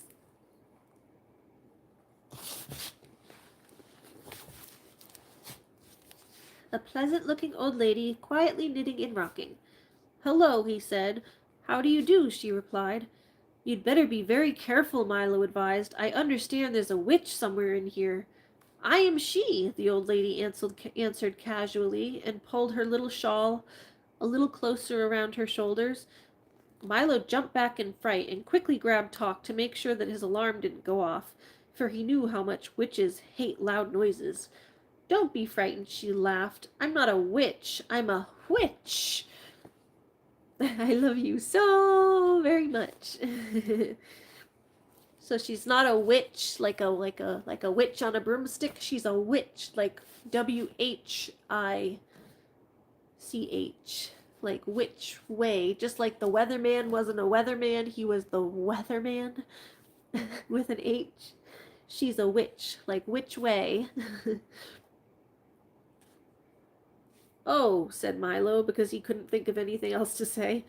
I'm faintly Macabre, the not-so-wicked witch, she continued, and I'm certainly not going to harm you.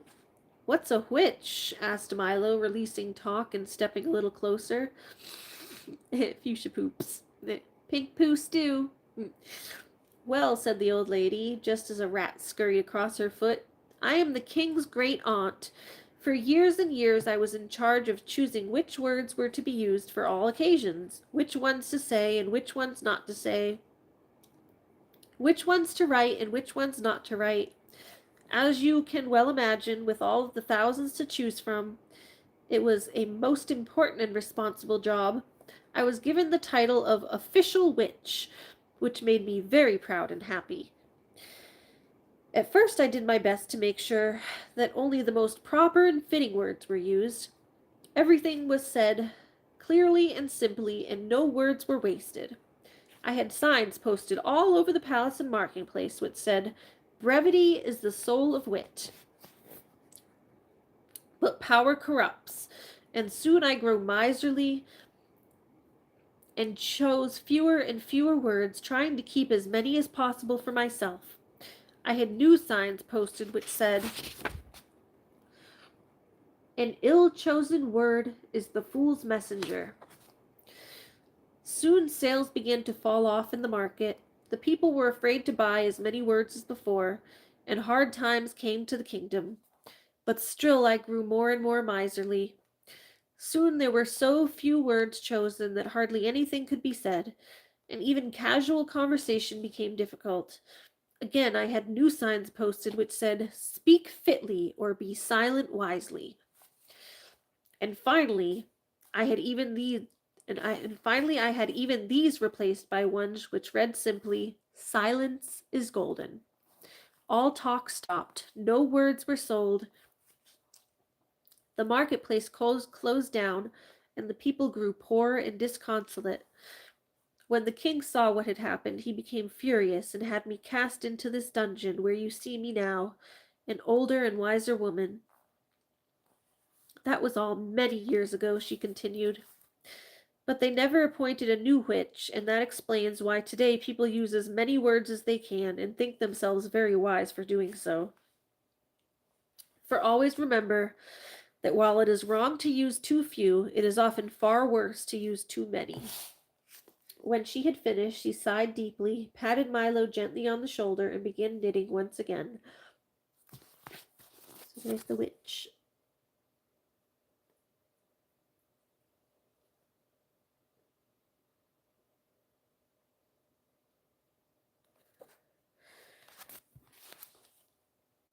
We love you, honey.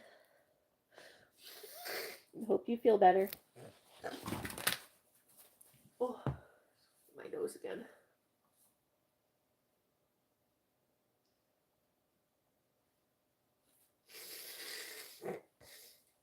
It's starting to clear a little bit.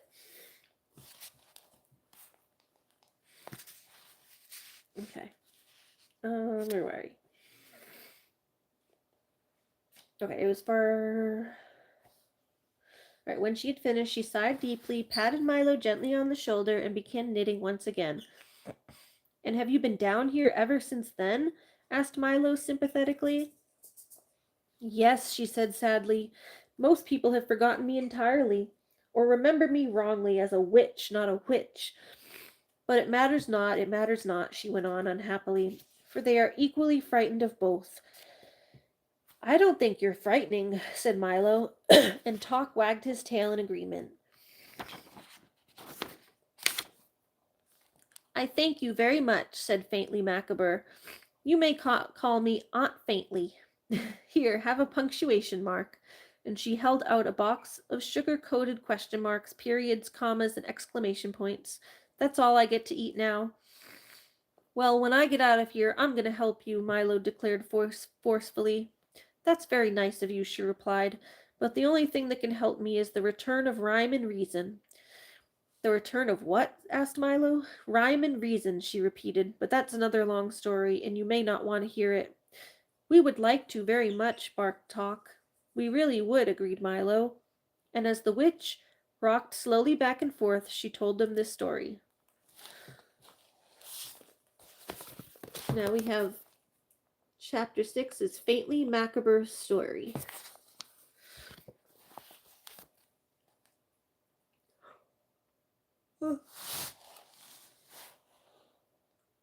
Once upon a time, this land was a barren and frightening wilderness whose high rocky mountains sheltered the evil winds and whose barren valleys offered hospitalities to no man. Few things grew, and those that did were bent and twisted, and their fruit was as bitter as wormwood. What wasn't waste was desert, and what wasn't desert was rock, and the demons of darkness made their homes in the hills. Evil creatures roamed at will through the countryside and down to the sea. It was known as the Land of Null. Then one day a small ship appeared on the Sea of Knowledge. It carried a young prince seeking the future. In the name of goodness and truth, he laid claim to the country and set out to explore his new domain. The demons, monsters, and giants were furious at his presumption and banded together to drive him out. The earth shook with their battle, and when they had finished, all that remained to the prince was a small piece of land at the edge of the sea. I'll build my city here, he declared, and that is what he did. Before long, more ships came bearing settlers for the new land, and the city grew and pushed its boundaries further and further out.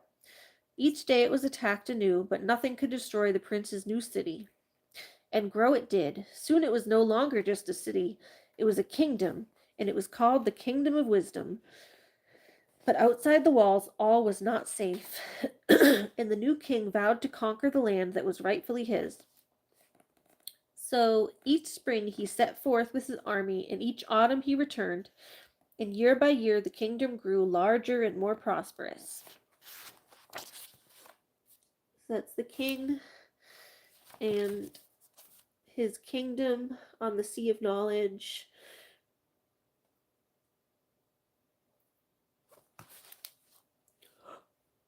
Oh, I'm glad you're feeling better, honey.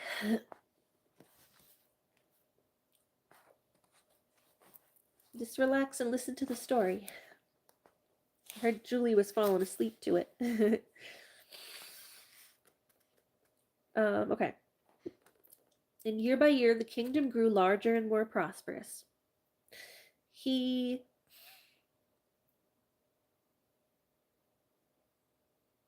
took to himself a wife, and before long, he had two fine young sons to whom he taught everything. He taught everything he knew so that one day they might rule wisely. When the boys grew to be young manhood, the king called them to him and said, I am becoming an old man and can no longer go forth to battle. You must take my place and found new cities in the wilderness, for the kingdom of wisdom must grow. And so they did. One went south to the foothills of confusion and built Dictionopolis, the city of words, and one went to the north to the mountains of ignorance and built Digitopolis, the city of numbers. Both cities flourished mightily, and the demons were driven back still further. Soon other cities and towns were founded in the new lands, and at last only the farthest reaches of the wilderness remained to these terrible creatures. And there they waited, ready to strike down all who ventured near or relaxed their guard. The two brothers were glad, however, to go their separate ways, for they were by nature very suspicious and jealous. Each one tried to outdo the other, and they worked so hard and diligently at it that before long their cities rivaled even wisdom in size and grandeur. Words are more important than wisdom, said one privately. Numbers are more important than wisdom, thought the other to himself. And they grew to dislike each other more and more. The old king, however, who knew nothing of his son's animosity, was very happy in the twilight of his reign, and spent his days quietly walking and contemplating in the royal gardens. His only regret was that he'd never had a daughter, for he loved little girls as much as he loved little boys. One day, as he was strolling peacefully about the grounds, he discovered two tiny babies that had been abandoned in a basket under the grape arbor. They were beautiful golden-haired girls. The king was overjoyed. They have been sent to crown my old age, he cried, and called the queen, his ministers, the palace staff, and indeed the entire population to see them. We'll call this one Rhyme and this one Reason, he said, and so they became Princess of Sweet Rhyme and the Princess of Pure Reason, and were brought up in the palace. Hi, Jamie. Welcome in. It's story time.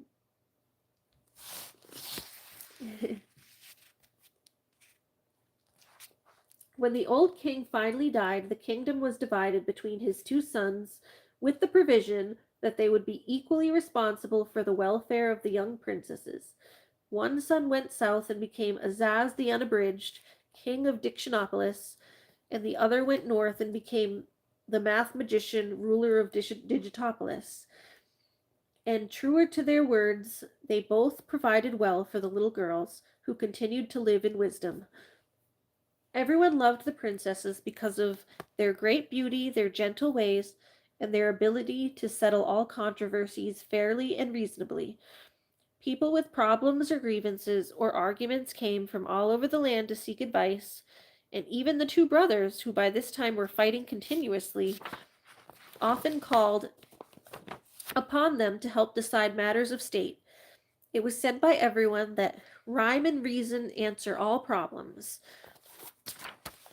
So those are the princesses. This is Rhyme and Reason.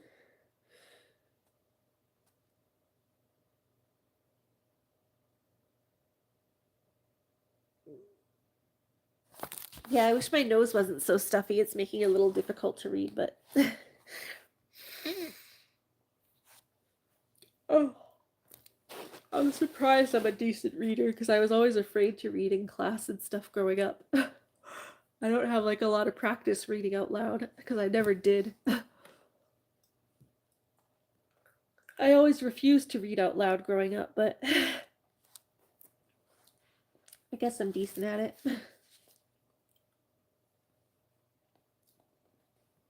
Alright, let's see. As the years passed, the two brothers grew further and further apart, and their separate kingdoms became richer and grander. Their disputes, however, became more and more difficult to reconcile, but always with patience and love the princesses set things right. Then one day they had the most terrible quarrel of all. King Azaz insisted that words were far more significant than numbers, and hence his kingdom was truly the greater, and the math magician claimed that numbers were much more important than words, and hence his kingdom was supreme.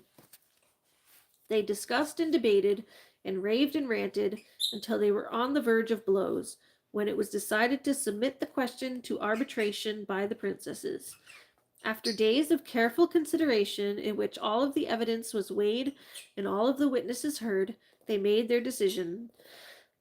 Words and numbers are of equal value, for in the cloak of knowledge one is warp and the other is woof. It is no more important to count the sands than it is to name the stars. Therefore, let both kingdoms live in peace. Everyone was pleased with the verdict, everyone, that is, but the brothers, who were beside themselves with anger. What good are these girls if they cannot settle an argument in someone's favor, they growled, since both were more interested in their own advantage than in the truth. We'll banish them from the kingdom forever. And so they were taken from the palace and sent far away to the castle in the air, and they have not been seen since. That is why today, in all this land, there is neither rhyme nor reason. But what happened to the two rulers? Asked Milo. Banishing the two princesses was the last thing they ever agreed on. The last thing they ever agreed upon, and they soon fell to warring with each other. Despite this, their own kingdoms have continued to prosper, but the old city of wisdom has fallen into great disrepair, and there is no one to set things right. So you see, until the princesses return, I shall have to stay here. Oh no, Jamie said I could literally fall asleep and I still have to run to the dispensary and make dinner. And my lover says you love the story. Isn't it good? It's a good book. I'm sure there's like some words that are like beyond you and stuff, but it's like good for all ages. Like even the words that people don't understand, it gives context. It'll have like different, like the people that say like different, they'll say like all the different words that mean the same thing. So it's a good book. Like I read it so many times when I was young. I read it when I was really young and I didn't understand the whole thing, but then I read it as I got older. I've like read it and reread it, and every time it's like you get more out of it. The more you learn. It's a good book. It teaches you stuff too. Like when you read it at a young age, it gives you like context for words. It gives you like definitions, and yeah, I was always big on English and stuff, so big reader. So it's a really good book.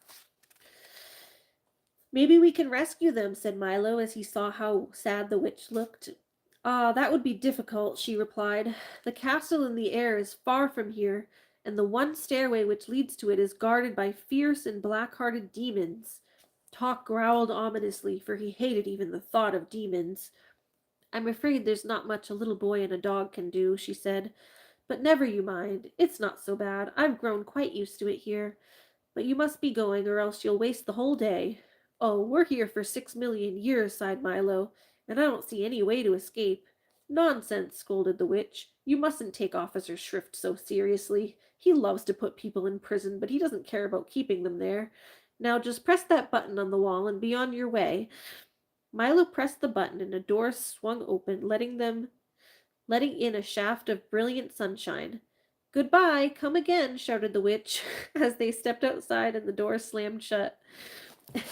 They just let themselves out of prison. Hi, kitty. Daddy. Did they just let themselves out of prison? Good boy. Yeah, you can just fall asleep while you listen to it, hon. You can always go back if you fall asleep and miss some. If you want to hear the rest of the story. We'll do like one more chapter and then we're gonna go to bed too, I think. So we've been reading for a couple hours. Okay, goodbye, come again, shouted the witch as they stepped outside and the door slammed shut. Milo and Talk stood blinking in the bright light, and as their eyes became accustomed to it, the first thing they saw were the king's advisors again rushing towards them.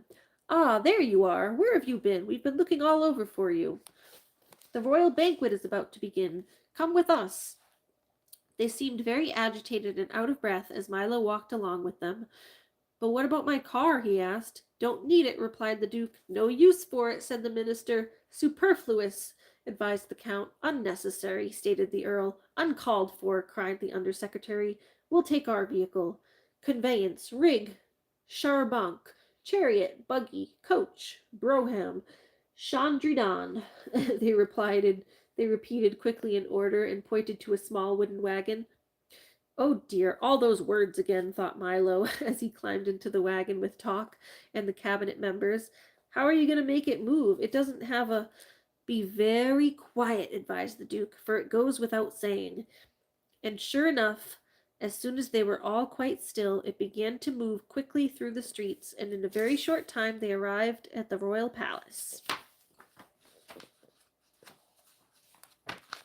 You're in trouble? Yeah, you're not in trouble, McKenna. Okay, well, we're going to read this last chapter, chapter 7. We'll do chapter 7 will be our last chapter. We have like good way through.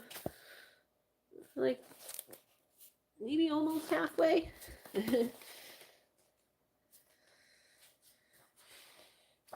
We got 80 pages in. How many chapters are there? I mean, some of them are shorter, so. Oh, there's 20. There's 20 chapters, so. Or, like, yeah, like almost halfway through, because if we got to chapter 10, there's 20. So, chapter 7 is the royal banquet. And they have, like, the little king, and the kingdom's little emblem thing. Right this way, follow us, come along, step lively. Here we go, they shouted, hopping from the wagon and bounding up the broad marble staircase. Milo and Talk followed close behind. It was a strange-looking palace, and even if he didn't know better, Milo would have said that it looked exactly like an enormous book, standing on end with its front door in the lower part of the binding, just where they usually placed the publisher's name. Once inside, they hurried down a long hallway, which glittered with crystal chandeliers and echoed with their footsteps. The walls and ceilings were covered with mirrors whose reflections danced dizzily along with them, and the footmen bowed coldly. "We must be terribly late," gasped the Earl nervously as they reached the tall doors of the banquet hall. It was a vast room full of people loudly talking and arguing. The long table was carefully set with gold plates and linen napkins. An attendant stood behind each chair, and at the center, raised slightly above the others, was a throne covered in crimson cloth. Directly behind, on the wall, was a royal coat of arms, flanked by the flags of Dictionopolis. Milo noticed many of the people he had seen in the marketplace. The letterman was busy explaining to an interested group the history of the W, and off in a corner, the humbug and the spelling bee were arguing fiercely about nothing at all. Officer Shrift wandered through the crowd, suspiciously muttering, "Guilty, guilty, they're all guilty." And on noticing Milo, he brightened visibly and commented in passing, "Is it 6 million years already? My, how time flies." Everyone seemed quite grumpy about having to wait for lunch, and they were all relieved to see the tardy guests arrive. "Certainly glad you finally made it, old man," said the humbug, cordially pumping Milo's hand. "As guest of honor, you must choose the menu, of course." "Oh my," he thought, not knowing what to say. "Be quick about it," suggested the spelling bee. "I'm famished. Famished. As Milo tried to think, there was an ear-shattering blast of trumpets, entirely off-key, and a page announced to the startling guests, "King Azaz, the Unabridged." The king strode through the door and over to the table, and settled his great bulk onto the throne, calling irritably, "Places, everyone, take your places." He was the largest man Milo had ever seen, with a great stomach, large piercing eyes, a gray beard that reached to his waist, and the silver signet ring on his little finger of his left hand. He also wore a small crown and a robe with the letters of the alphabet beautifully embroidered all over it. So there's the king. King Azaz the Unabridged. Big giant man with a little crown.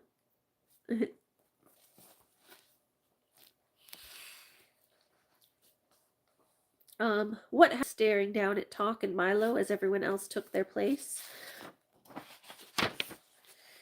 "If you please," said Milo, "my name is Milo, and this is Talk.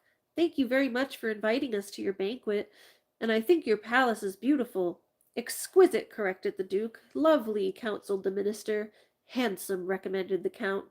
"Pretty," hinted the Earl. "Charming," submitted the Undersecretary. "Silence," suggested the King. "Now, young man, what can you do to entertain us? Sing songs? Tell stories? Compose sonnets? Juggle plates? Do tumbling tricks? Which is it?" "I can't do any of those things," admitted Milo. "What an ordinary little boy," commented the King. "Why, my cabinet members can do all sorts of things. The Duke here can make mountains out of molehills. The minister splits hairs. The Count makes hay while the sun shines.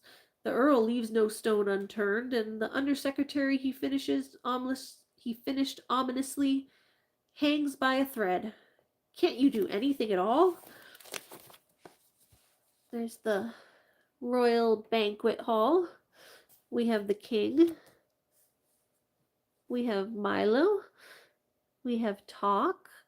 There's all the food on the table and stuff. Who's that? I think the Humbug is next to him and the Spelling Bee. Is that the Humbug? Or is they down here? Hold on, let me make sure. No, the Humbug's here. Okay, those are two of the little, sorry, it goes the King, Milo, Talk, like the cabinet members, the Earl and the Minister. There's two of the cabinet members. Then it goes the Humbug and the Spelling Bee. There's the Humbug and the Spelling Bee right there. I think Officer Shrift is down here. And then that might be the Witch. I think that's the Witch. And I can't tell who those last ones are. I can't tell who the one looking up is, and then there's another one of the Undersecretary and the other one of the cabinet members. There's 5 of the cabinet member guys. The ones who say all the words.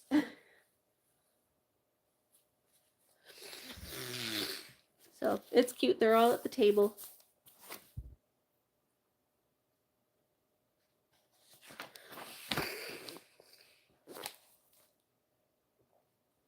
I can count to 1,000, offered Milo. Ah, numbers. Never mention numbers here. Only use them when we absolutely have to, growled Azaz disgustedly. Now, why don't you and Talk come up here and sit next to me, and we'll have some dinner. Are you ready with the menu? Reminded the Humbug. Well, said Milo, remembering that his mother had always told him to eat lightly when he was a guest. Why don't we have a light meal? A light meal it shall be, roared the Bug, waving his arms. The waiters rushed in, carrying large serving platters, and set them on the table in front of the King. When he lifted the covers, shafts of brilliant colored light... a light meal. Shafts of brilliant colored light leapt from the plates and bounced around the ceiling.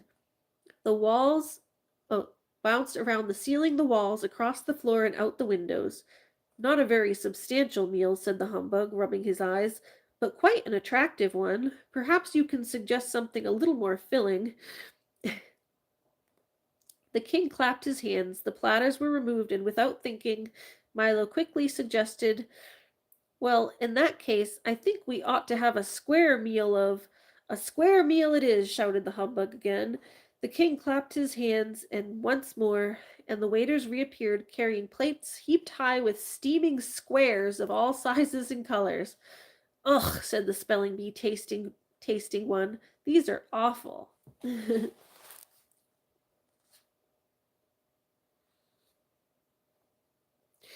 How do I know how to read chapter books like this?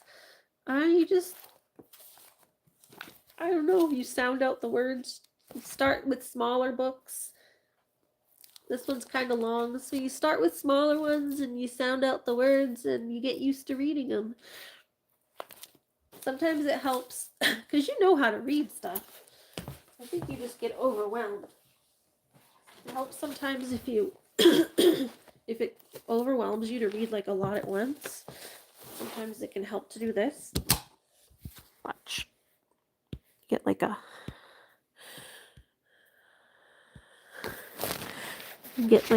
I used to do this when I was younger because I would get overwhelmed. You do this. And then you move it down.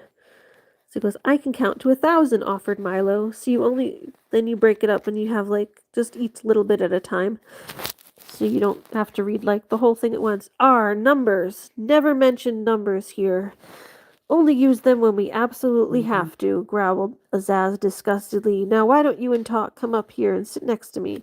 See, so you kind of move down. Here's where I am. A square meal it is. A square meal it is, shouted the Humbug again. The king clapped his hands once more, and the waiters reappeared, carrying plates heaped high with steaming squares of all sizes and colors. Ugh, said the spelling bee, tasting one. These are awful. No one else seemed to like them very much either, as the waiter carrying the squares. Yeah, this is a good way. It's like a picture of my brother with the cat. I just grabbed a photo off the thing. But, yeah, this is a way that you can help, to break things up so it makes it easier to read. So you can just go one word at a time.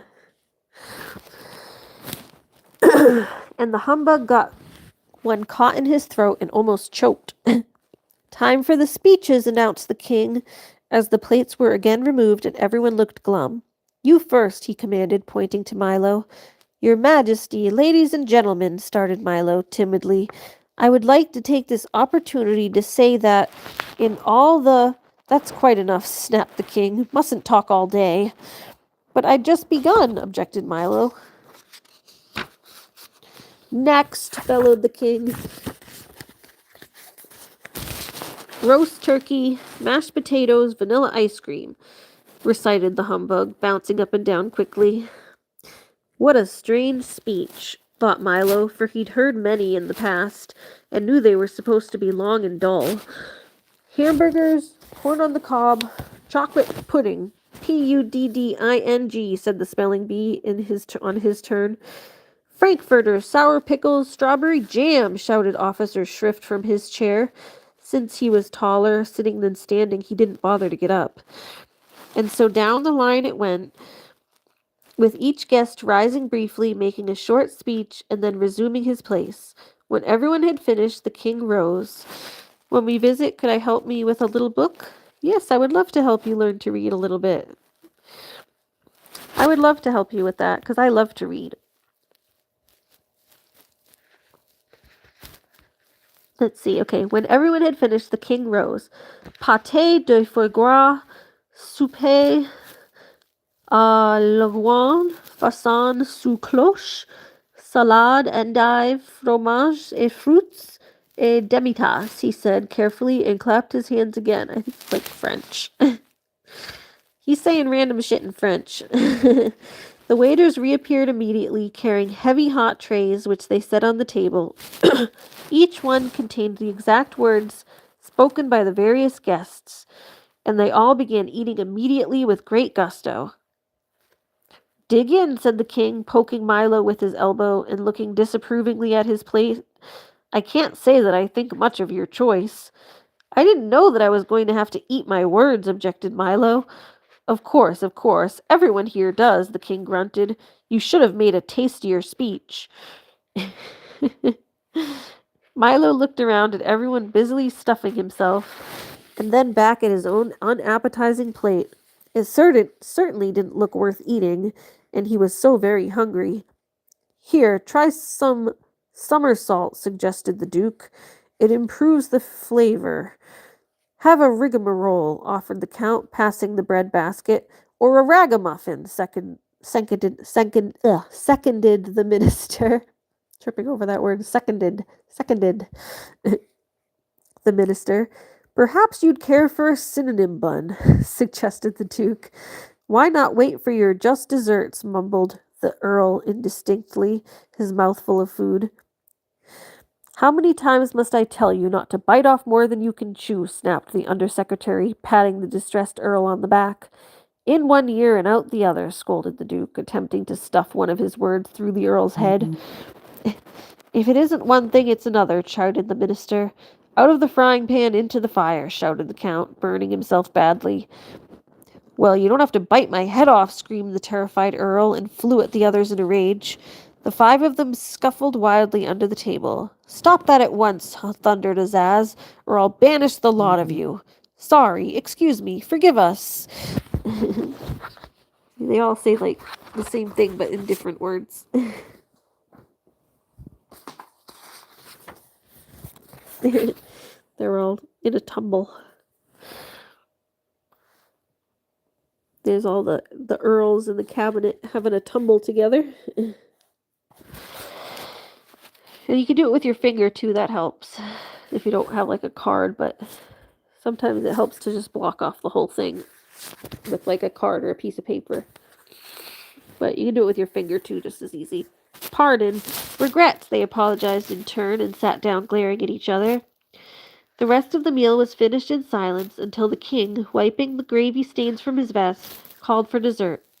Milo, who had not eaten anything, looked up eagerly. We're having a special treat today, said the king, as the delicious smells of homemade pastry filled the banquet hall. By royal command, the pastry chefs have worked all night in the half-bakery to make sure that... The half-bakery? Questioned Milo. Of course, the half-bakery, snapped the king. Where do you think half-baked ideas come from? Now please, don't interrupt. By royal command, the pastry chefs have worked all night to... What's a half-baked idea? Asked Milo again. Will you be quiet? Growled Azaz angrily. But before he could begin again, 3 large serving carts were wheeled into the hall, and everyone jumped up to help himself. They're very tasty, explained the humbug, but they don't always agree with you. Here's one that's very good, he handed it to Milo. And through the icing and nuts, Milo saw that it said, the earth is flat. People swallowed that one for years, commented the spelling bee, but it's not very popular these days. D-A-Y-S. That's what it does when the spelling bee spells D-A-Y-S. You like Milo? Yeah, he's fun. And I like the talk. I like the dog.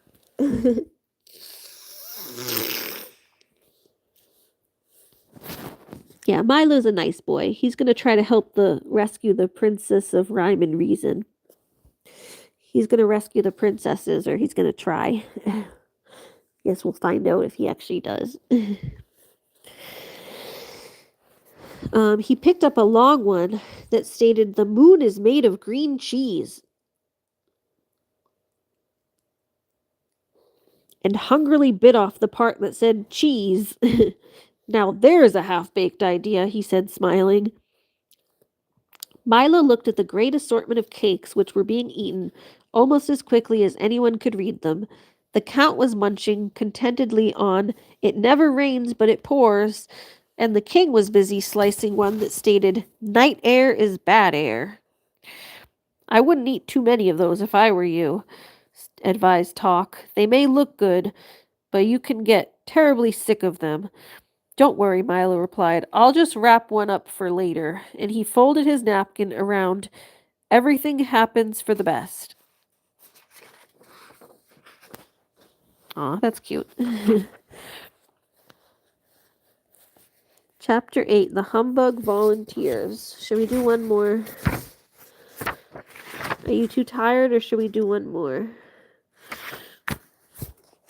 I think after this one, they leave the kingdom. This is the last one in the kingdom, so we'll do this one. Then I think they're leaving. Yep. Okay. This will end like the scene. It'll be like end scene because this is the last part of the kingdom, and then they leave the kingdom and get back on the road to go try to find the princesses, I think. The Humbug Volunteers. Couldn't eat another thing, puffed the Duke, clutching his stomach. Oh my, oh dear, agreed the minister, breathing with great difficulty. Oof, mumbled the Earl, desperately trying to swallow another mouthful. Thoroughly stuffed, sighed the Count, loosening his belt. Full up, grunted the undersecretary, reaching for the last cake. As everyone finished, the only sounds to be heard were the creaking of chairs, the pushing of plates, the clicking of spoons, and, of course, a few words from the humbug. A delightful repast, delicately prepared and elegantly served, he announced, to no one in particular. A feast of rare bouquet. My compliments to the chef. By all means, my compliments to the chef. Then, with a most distressed look on his face, he turned to Milo and gasped. Would you kindly fetch me a glass of water? I seem to have a touch of indigestion. Perhaps you've eaten too much too quickly, Milo remarked sympathetically. Too much too quickly, wheezed the uncomfortable bug between gulps. To be sure, too much too quickly. I most certainly should have eaten too little too slowly, or too much too slowly, or too little too quickly, or taken all day to eat nothing, or eaten everything in no time at all, or occasionally eaten something any time, or perhaps I should have. And he toppled back exhausted into his chair and continued to mumble indistinctly. The humbug kind of reminds me of you, honey.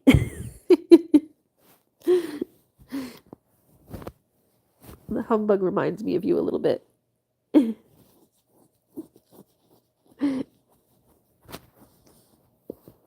It's silly. And the weatherman, how he repeats himself. Let's see. He toppled back exhausted into his chair and continued to mumble indistinctly. Attention, let me have your attention, insisted the king, leaping to his feet and pounding on the table. The command was entirely unnecessary. For the moment he began to speak, everyone but Milo, Talk, and the distraught bug rushed from the hall, down the stairs, and out of the palace.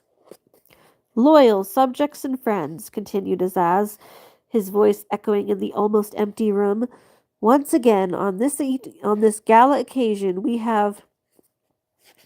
Pardon me, coughed Milo as politely as possible, but everyone has gone. I was hoping no one would notice, said the king. Sadly, it happens every time.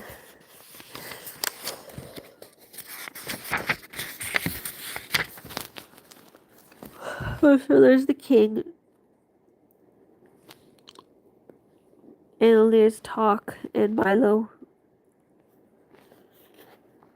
They've all gone to dinner, announced the humbug weakly, and just as soon as I catch my breath I shall join them. That's ridiculous. How can they eat dinner right after a banquet? Asked Milo. Scandalous, shouted the king. We'll put a stop to it at once. From now on, by royal command, everyone must eat dinner before the banquet. Only a little bit sometimes. He reminds me of you a little bit. Sometimes when he's being silly. But that's just as bad, protested Milo. You mean just as good, corrected the humbug. Things which are equally bad are also equally good. Try to look at the bright side of things. I don't know which side of anything to look at, protested Milo. Everything is so confusing, and all your words only make things worse. How true, said the unhappy king, resting his regal chin on his royal fist as he thought fondly of the old days. There must be something we can do about it. Pass a law, said the humbug suggested brightly. We have almost as many laws as words, grumbled the king. Offer a reward, offered the bug again. The king shook his head and looked sadder and sadder. Send for help. Drive a bargain. Pull the switch. File a brief. Lower the boom. Tow the line. Raise the bridge. Bar the door, shouted the bug, jumping up and down and waving his arms. Then he promptly sat down as the king glanced furiously in his direction. Perhaps you might allow rhyme and reason to return, said Milo softly, for he had been waiting for just such an opportunity to suggest it. How nice that would be, said Azaz, straightening up and adjusting his crown. Even if they were a bother at times, things always went so well when they were here. As he spoke, he leaned back on the throne, clasped his hands behind his head, and stared thoughtfully at the ceiling. But I'm afraid it can't be done. Sorry, blurry. Certainly not. It can't be done, repeated the humbug. Why not? Asked Milo. Why not indeed? Exclaimed the bug, who seemed equally at home on either side of an argument. Much too difficult, replied the king. Of course, emphasized the bug. Much too difficult. You could if you really wanted to, insisted Milo. By all means, if you really wanted to, you could, the humbug agreed. I love the humbug. He just goes back and forth with whatever anyone says. He just agrees with everybody.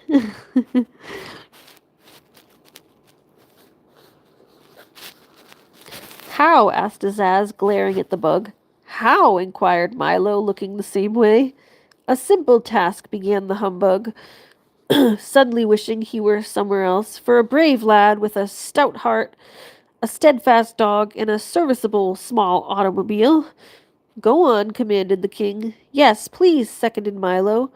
All that he would have to do, continued the worried bug, is travel through miles of harrowing and hazardous countryside, into unknown valleys and uncharted forests, past yawning chasms and trackless waste, until he reached Digitopolis.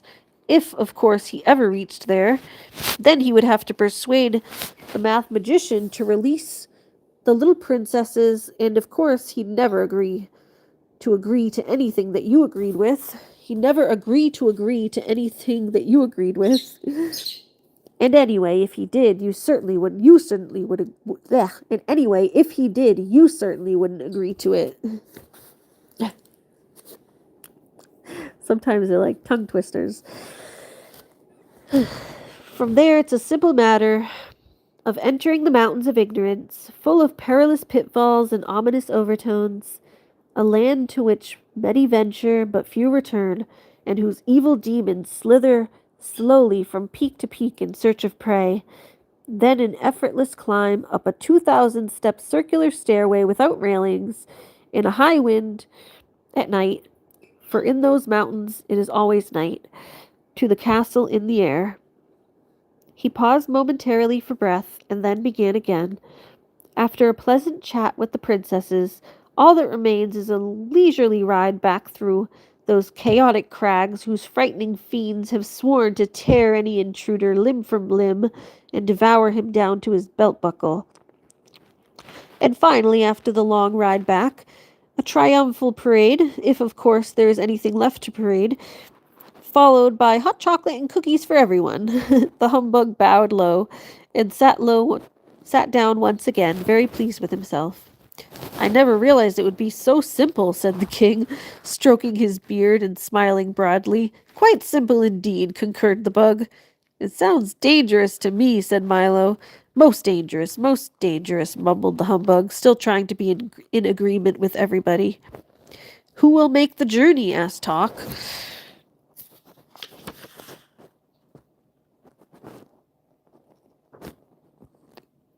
Blue and Halo are eating and talking. Yeah, I think I do hear them eating. You want to see what they're doing over here? Get a peek. Oh no, they're not eating. What are they doing? What are you guys doing? Where are you? Doing coconuts? Where are you guys? There's 2 in coconuts. Oh, there they are. Oh, maybe they're having treats. They're up over there. They could be eating treats at the treat dish. There they are.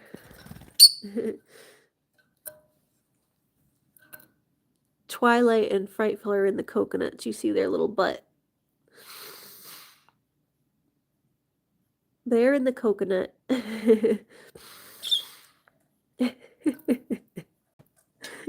Their little birdie butts. Oh, peekaboo.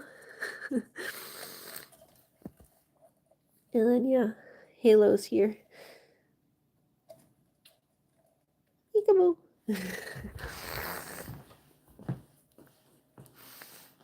Hi. All right, a couple more pages. Let me finish this chapter.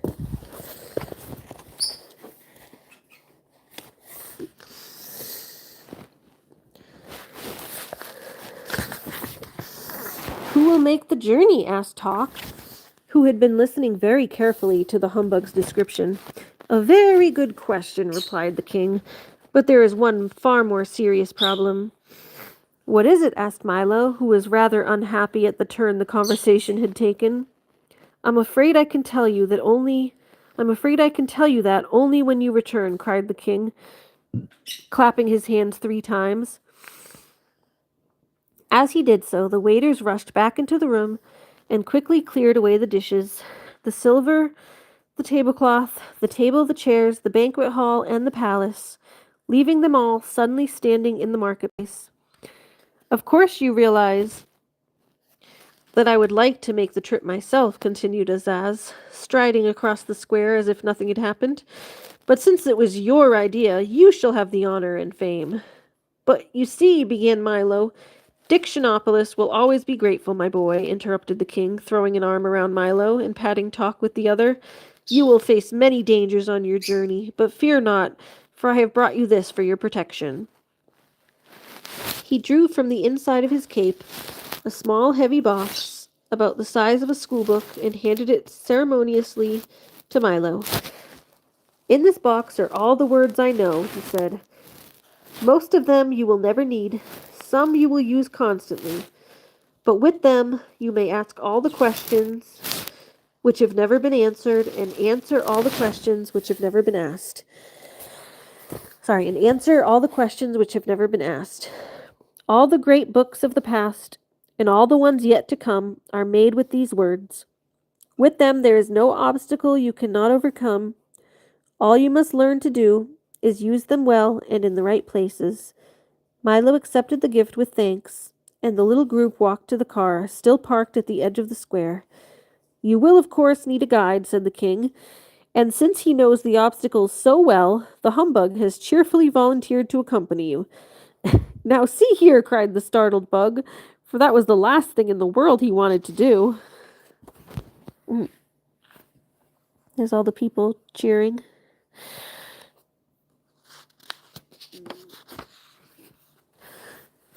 You will find him dependable, brave, resourceful, and loyal, continued Azaz. And the humbug was so overcome by the flattery that he quite forgot to object again.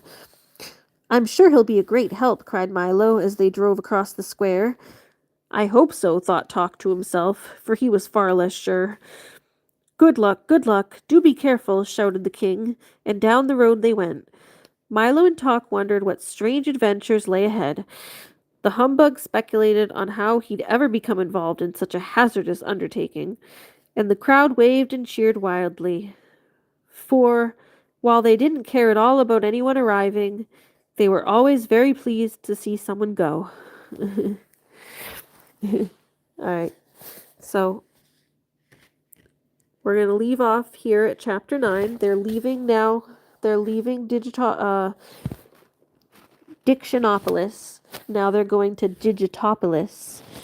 So, where it starts is soon all traces of Dictionopolis had vanished in the distance, and the strange unknown lands that lay between the kingdom of words and the kingdom of number stretched before them.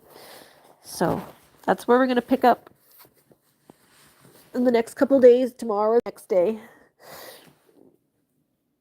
So we got almost halfway through the book. And I hope you guys enjoyed the story. We got almost halfway through. And I think it's a nice little story. You'll like where it goes. It's fun.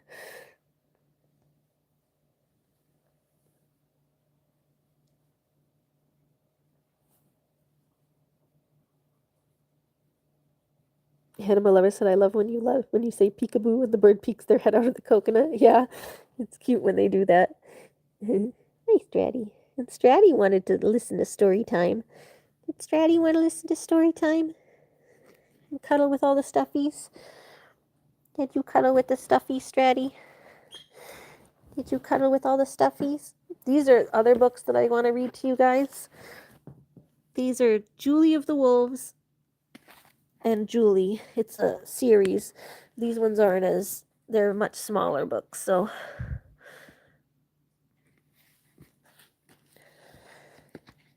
This one's only like 100 and something pages. I mean, we just read like almost 100 pages here. I think the Humbug Volunteers. Yeah, we just read about 100 pages, so we could like finish this book in like one night if we wanted to.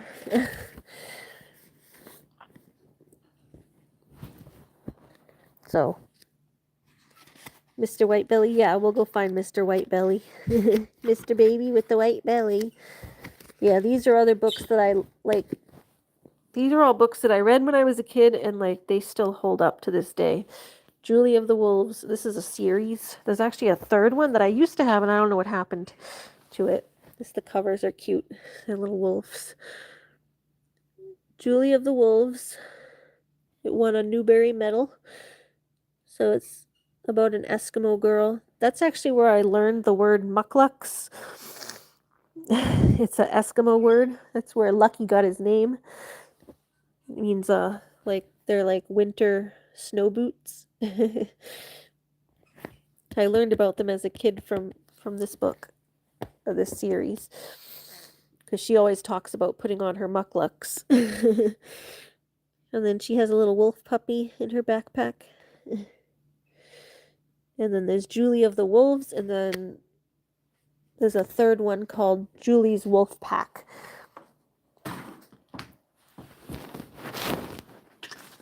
And then let's see, what other ones do I have over here? These are some of my favorite kid books. Those are some of my favorite like kid books, but they're like, you know, young chapter books that I read when I was younger that I still really like. Oh, and then Bambi, where I can't find my Bambi. But that's one of the ones I wanted to read to you guys, if I can find it. Is it back here? Where's Bambi? Where's Bambi? Oh, if I can find my copy of Bambi, we're going to read that too. I just don't know where it went. Speak. Up here. Oh, those are Chuck Palahniuk. There's a copy of Bambi somewhere. I don't know if I have to get a new one.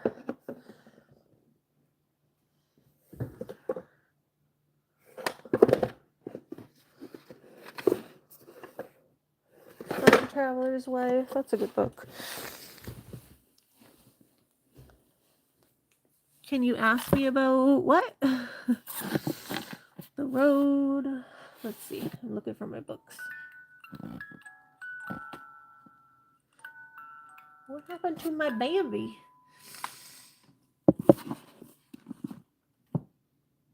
Hitchhiker's Guide to the Galaxy. Service dog books. So my service dog training books. Sewing. I have lots of nice books. Here, I'll show you all my books.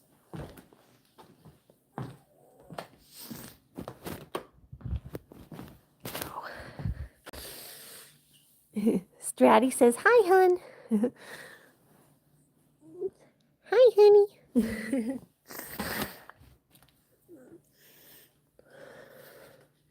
Let's see if I can find my these I read when I was young too. Black Beauty. These are like all the like shorter chapter books I read when I was young. Although this one's like kind of a lot to read.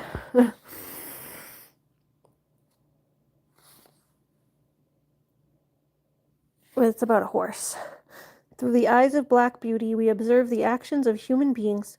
The gallant horse is sold to many types of people. Some are good masters who treat Beauty with compassion and tenderness. Others are bad masters who do not care if Beauty has enough food to eat or is too tired to be ridden. Written in the 19th century, Anna Sewell's Black Beauty succeeded in alerting many people to the cruel treatment of horses. This classic remains one of the most popular animal stories ever written. I used to read lots of animal books, if you can't tell.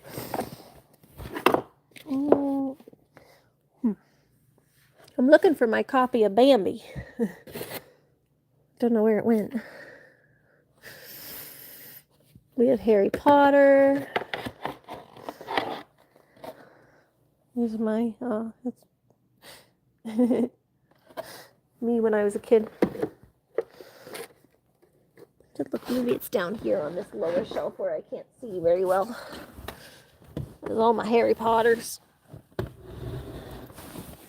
Got Peter Pan. Is it down here? What's that? Kitchen. Those are mostly cooking books I have down there, like recipe books and stuff.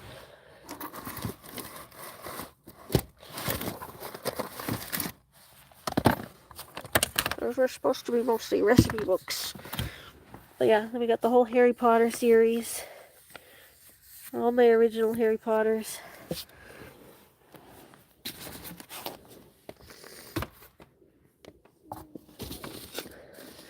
I don't know what happened to my copy of Bambi.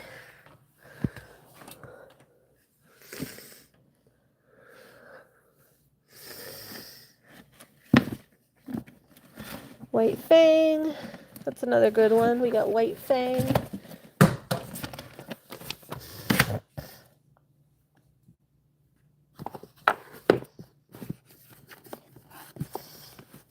Island of the Blue Dolphin, White Fang. Yeah, I don't know where it went. It's somewhere.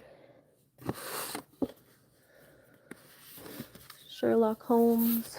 We got White Fang, Jack London, and then I have the Call of the Wild too somewhere.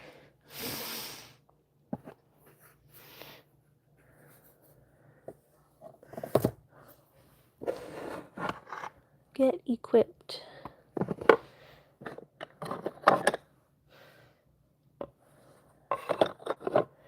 I don't have a lot of books that I had from when I was a kid, but I have some. But I can't find my copy of Bambi. That's one of my favorite and one of the ones I wanted to read to you guys because it's really good. Like, we all know the story of Bambi, but the actual book is like much better than the movie.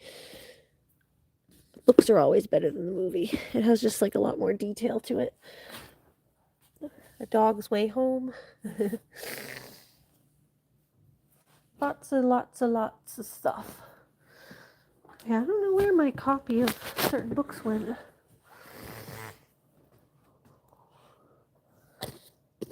Happy Dog. There's all my dog books. Service Dog. The Monks of New Skeet. Paw Prints of History. Calming Your Anxious Mind. Here, I'll give you that book, Christine. It's a good book for you. Calming Your Anxious Mind. Speak. This one we read in high school. This was a book we had to read in high school. It's about like mental illness and stuff.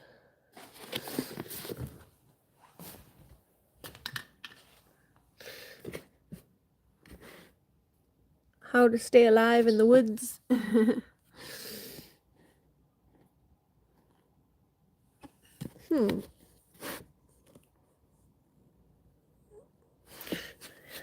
Yeah, I can't find, those are all my coloring books. I can't find Bambi. Well, Bambi's missing. We found the Call of the Wild. This is over here is where I usually have my, like, more kid books. Like younger books. Marley and Me. The Uglies.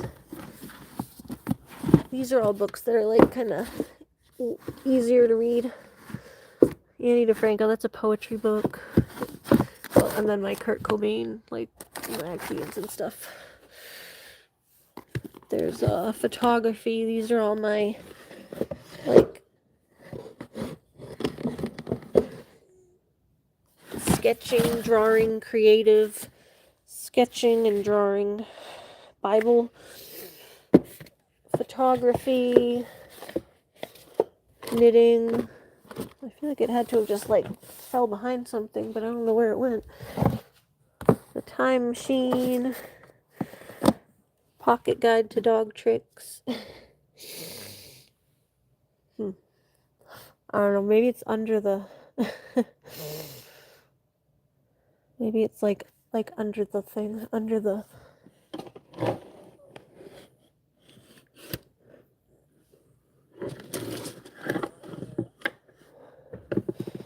I'm wondering if it fell under the bookshelf or something. Our little secret. The Unwelcome Child, World War Z, Replay, War of the Worlds. They're definitely missing some books here.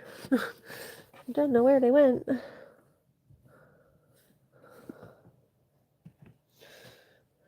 That was a good one. Time Traveler's Wife. They made a show about that too.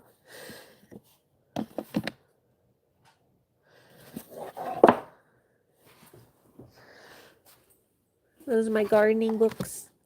Yeah, A Practical Herb Garden, Practical Garden Encyclopedia, Landscaping Encyclopedia, Carrots Love Tomatoes, Magical Herbalism, Bird Watching with an American Woman, a selection of nature writings. This is the one I got in Maine. Actually, I haven't read this one yet, but Indigenous Women, Wisdom, Scientific Knowledge, and the Teachings of Plants. And then this one just like helps you identify trees. It's just a pocket guide to trees. How to identify and enjoy them.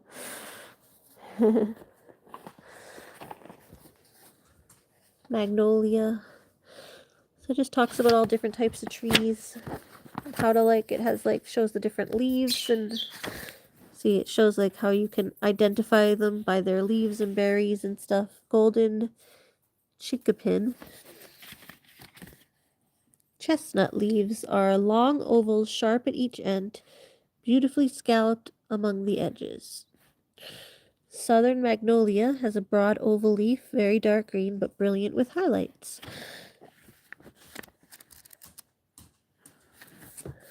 So yeah, that's pretty cool. This one helps me when I'm trying to find trees for my goats and stuff. You're doing good, hon. Did you like the story? I'm bummed I can't find my Bambi book because that's one of the ones I wanted to read to you guys. Most people like have it like seems like it should be simple, but most people haven't read the actual Bambi book. Like we've all seen the movie Bambi, we know the story, but you just don't know the full story. And it's like actually like very beautifully written. Looney stole Heather the bunny. Looney, did you steal Heather the bunny? This is why I can't take my stuffies down. You can't. Did you steal Heather the bunny? Heather the bunny says, she tried to eat me. Let me hop away, hop away. Hoppity, hoppity, hoppity, hop. Let's hop back up to the top of the dresser. We're going to hop back up to the top of the bookshelf because we don't want Doggy to eat me. I'm going to run away. Oops. Boop, boop, boop, boop. Hi, Stratus. I love you. Boop. Hop. Hop. Hop. So yeah, I don't know. I'll look around and try to find my Bambi copy because I don't know where it went. It's my headless mouse. I don't know what happened to Bambi.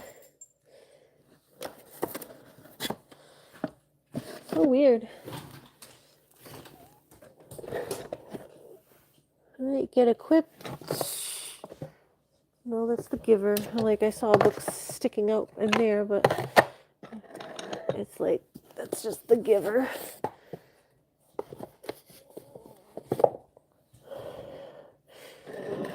Almost thought I almost found it for a second, but that wasn't it.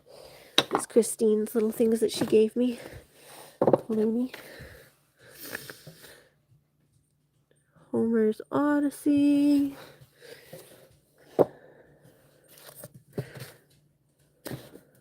The fuck up. Michael Crichton, The Velveteen Principles.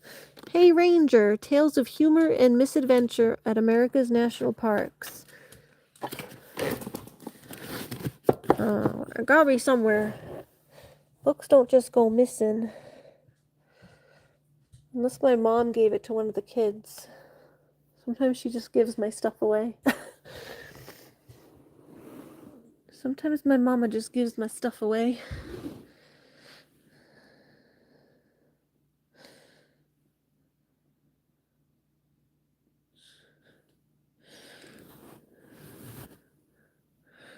Oh no, I'll have to get a new copy of it.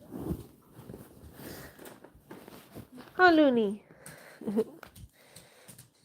Yeah. Hi, Connie. Welcome in. Yeah, we're getting going soon too. We're gonna go to sleep. We just read a book. We were just reading. And we'll have to finish the rest tomorrow or the next day.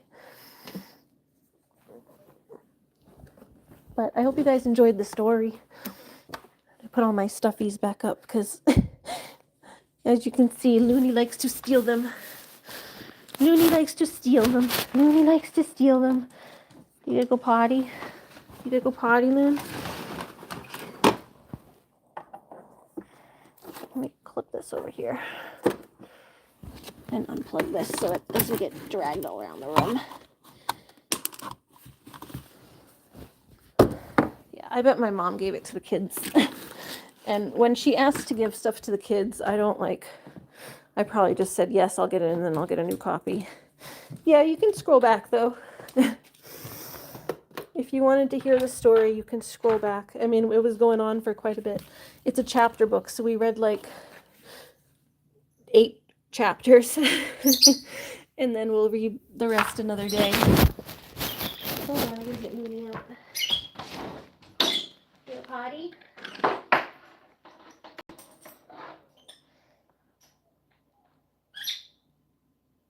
But it's good if you want like a story time to fall asleep to, you know?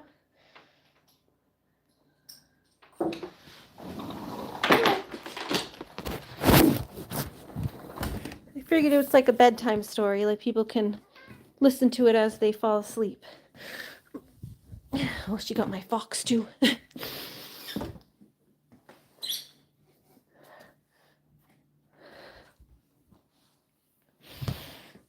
Stratty. I have this. Look, they started selling these. They're little peanut butter chocolate pie. They're like almost like giant Reese's, but they're it's like a pie style. I'm gonna get a cold one actually, because I think I have a second one, but that one I had out for too long, and I like them when they're cold. I like them when they're cold.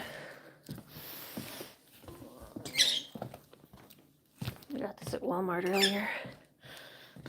Oh, my tripod for a sec.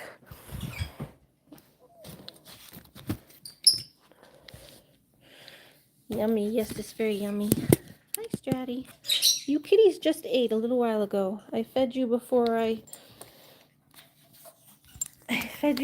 started reading.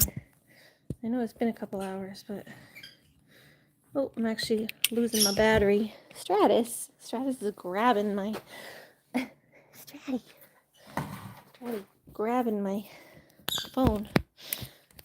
Silly Stratty. Silly Stratty. That silly cat. What are you doing, silly cat?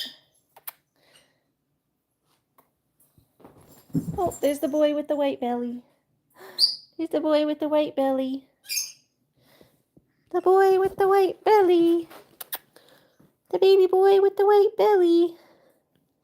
Yeah, if you need something to listen to while you're going to sleep, feel free to scroll back, and it's just me reading a story for like an hour or 2 hours. So it's like mostly what this stream is. We weren't like chatting or talking much. I just read.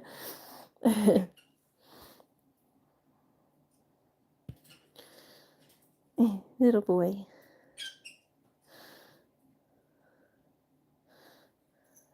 Butterfly said I'm a good reader, so I've never like listened to myself read really, because you know. But Butterfly said I had a decent reading voice.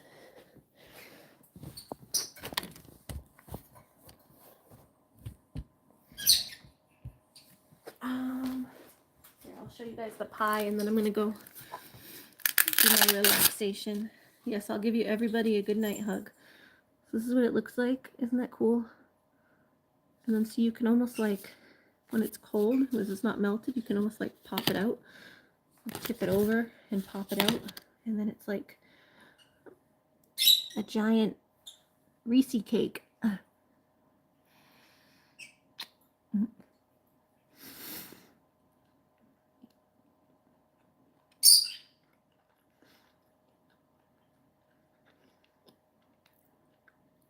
Isn't that yummy looking?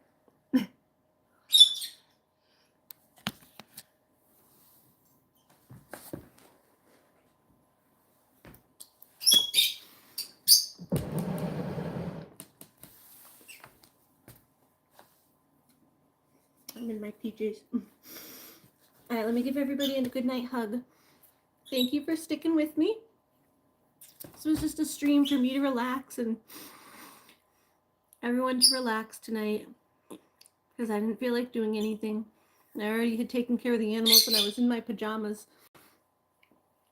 and I was just relaxing, and Butterfly asked if I wanted to go live and I was like, you know what, it'll give me a good opportunity to do my reading stream because I wanted to read this book to y'all and share it because it was one of my favorite books growing up. So I've wanted to share it with everybody for a while.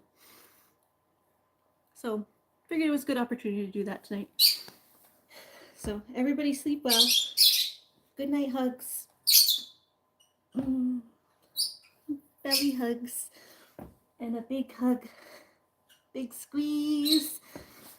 Everybody sleep well. Take care of yourselves. Rest. And my phone is about to die, so I'm going to get going. Plus, I'm getting tired too. It's like almost 11. So, good night, everybody. I hope everybody has a wonderful evening. Connie, I hope you feel better. And Christine, I hope you feel better and are feeling better.